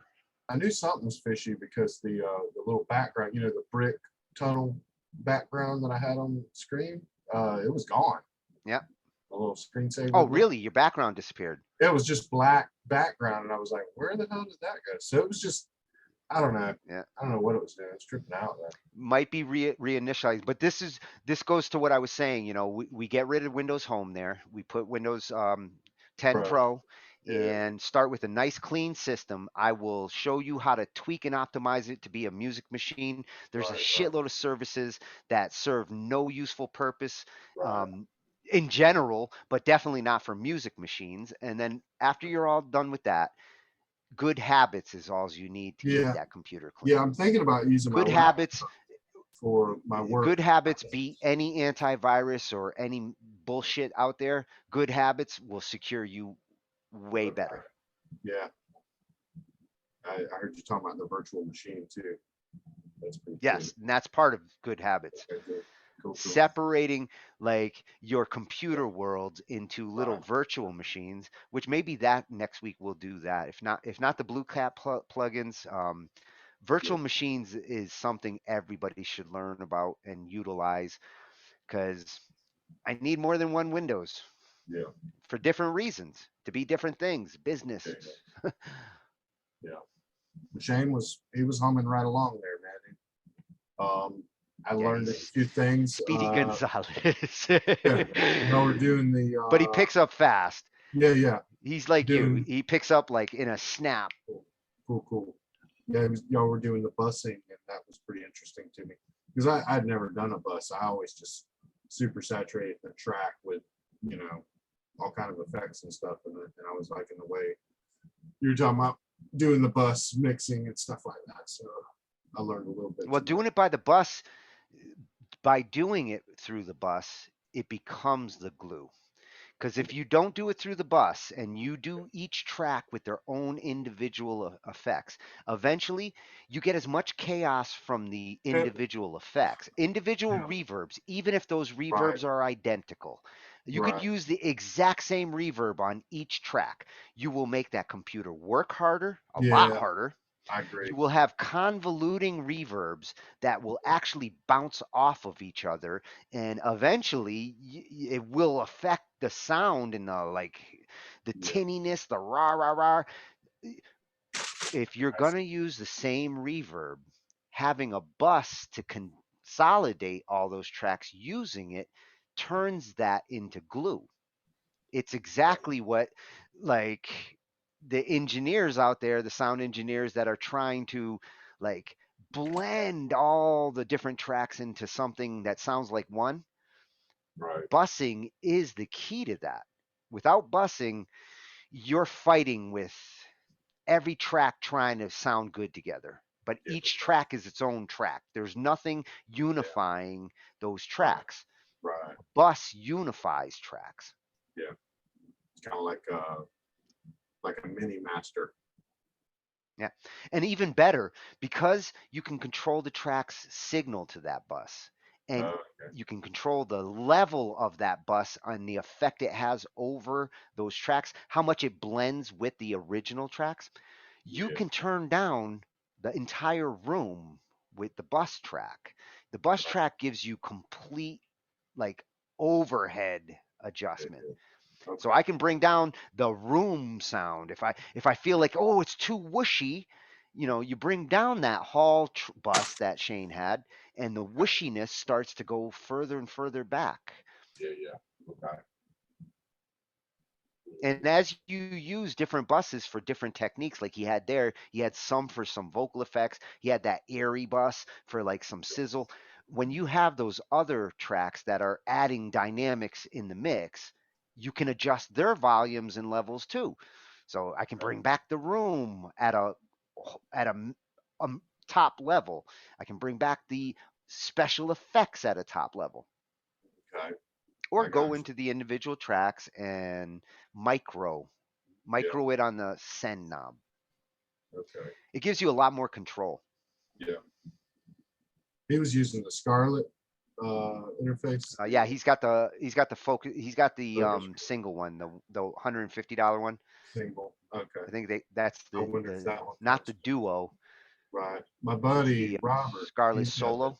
yeah, he's got the Duo, and I believe it's attached with a company called Audio Applied Acoustics, and Yes. they have a lot of synth VSTs that they'll, if you buy Oh yeah, that product, I've got a couple of them. it's cool. Yeah, they give you some. I think it's once a year. They give you a nice free VST. Yeah. Free. And the good thing with those companies, and you're seeing this a lot more with the hardware manufacturers, the guys who are making the control surfaces and all the cool audio, the digital audio gear these days, they're they're making these VSTs to complement that hardware, and it really does. You get better integration between a physical thing. I like knobs, I like dials, I like sliders and controllers. And the VSTs are tying those things into the DAWs. So it doesn't matter if I'm using Cubase or Cakewalk or Pro Tools.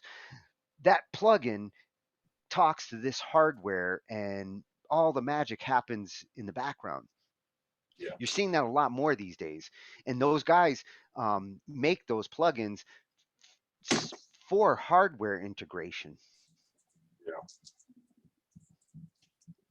Those Yeah. guitar stomp boxes. You must have seen some of the MIDI guitar stomp boxes that they have nowadays. You have like strips of like 8 um, pedals that you can hit and adjust with, and that one rack can talk to a computer and load any guitar VST plugins into those Yeah. presets.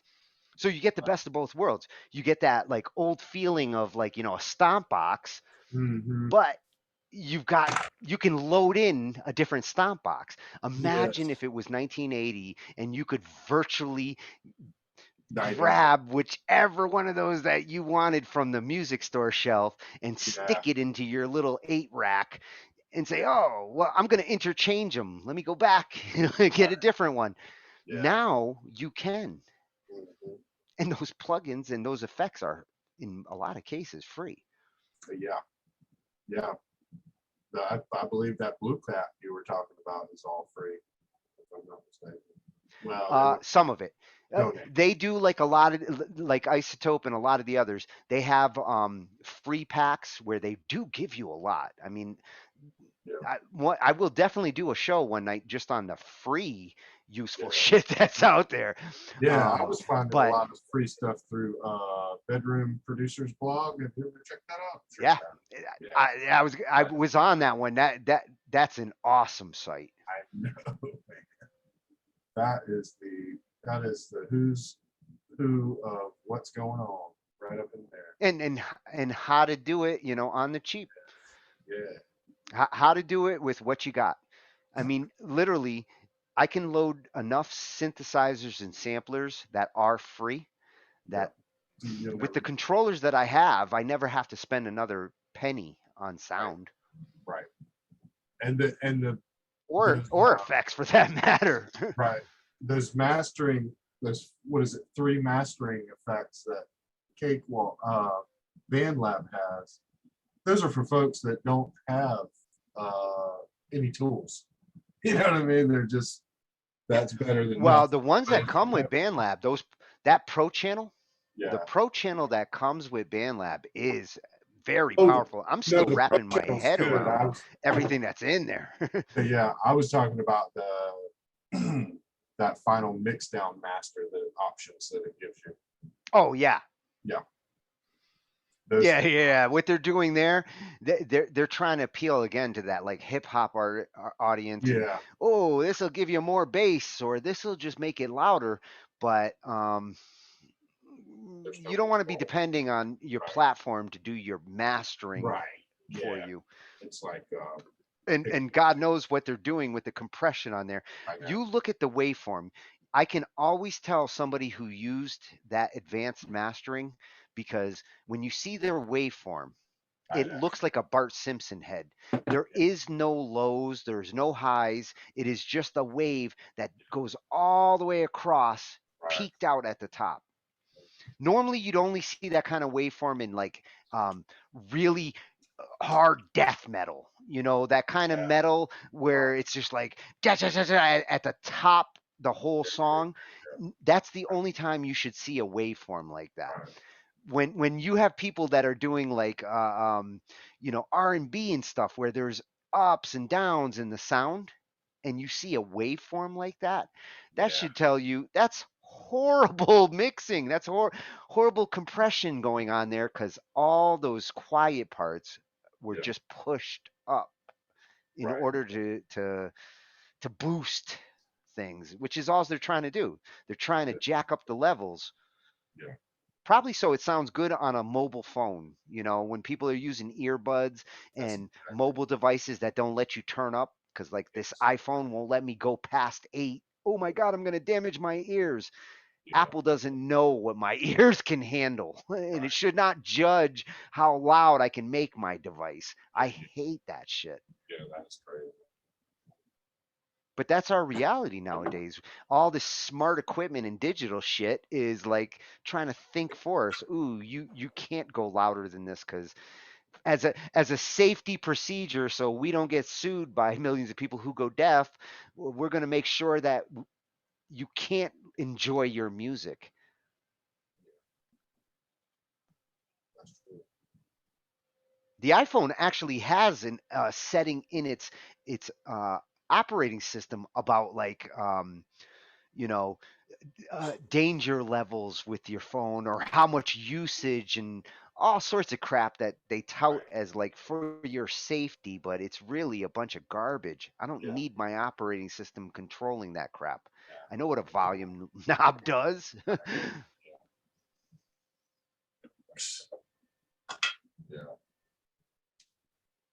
Now that was cool. I enjoyed that show. That was cool. This is called Fun Time Thursday. Fun time. Or- Well, actually, fun time might work. I That's what saw Angie Fun called it Time. tonight. Okay. Our back room. Okay. Fun Yeah, she Time. made Okay. two I rooms. got So we had a fun time room, and then we had the room where we had to broadcast from. So you. Yeah. So so we this did a is little like testing tonight. Tony's technical. This is technically Tony.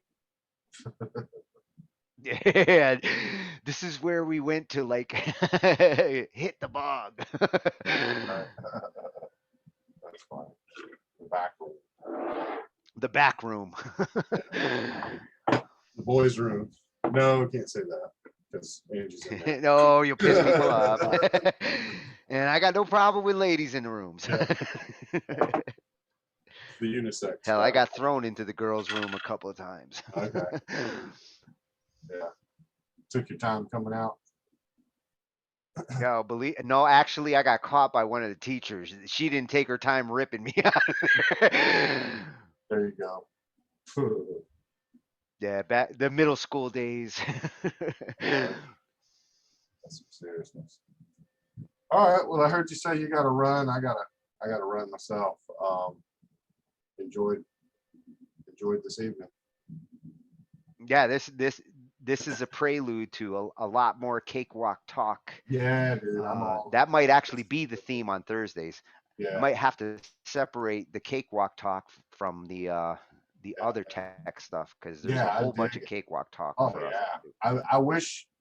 I know Paul, my buddy Paul, was asleep. I wish I had recorded this or something, so I could show him. We did. We did.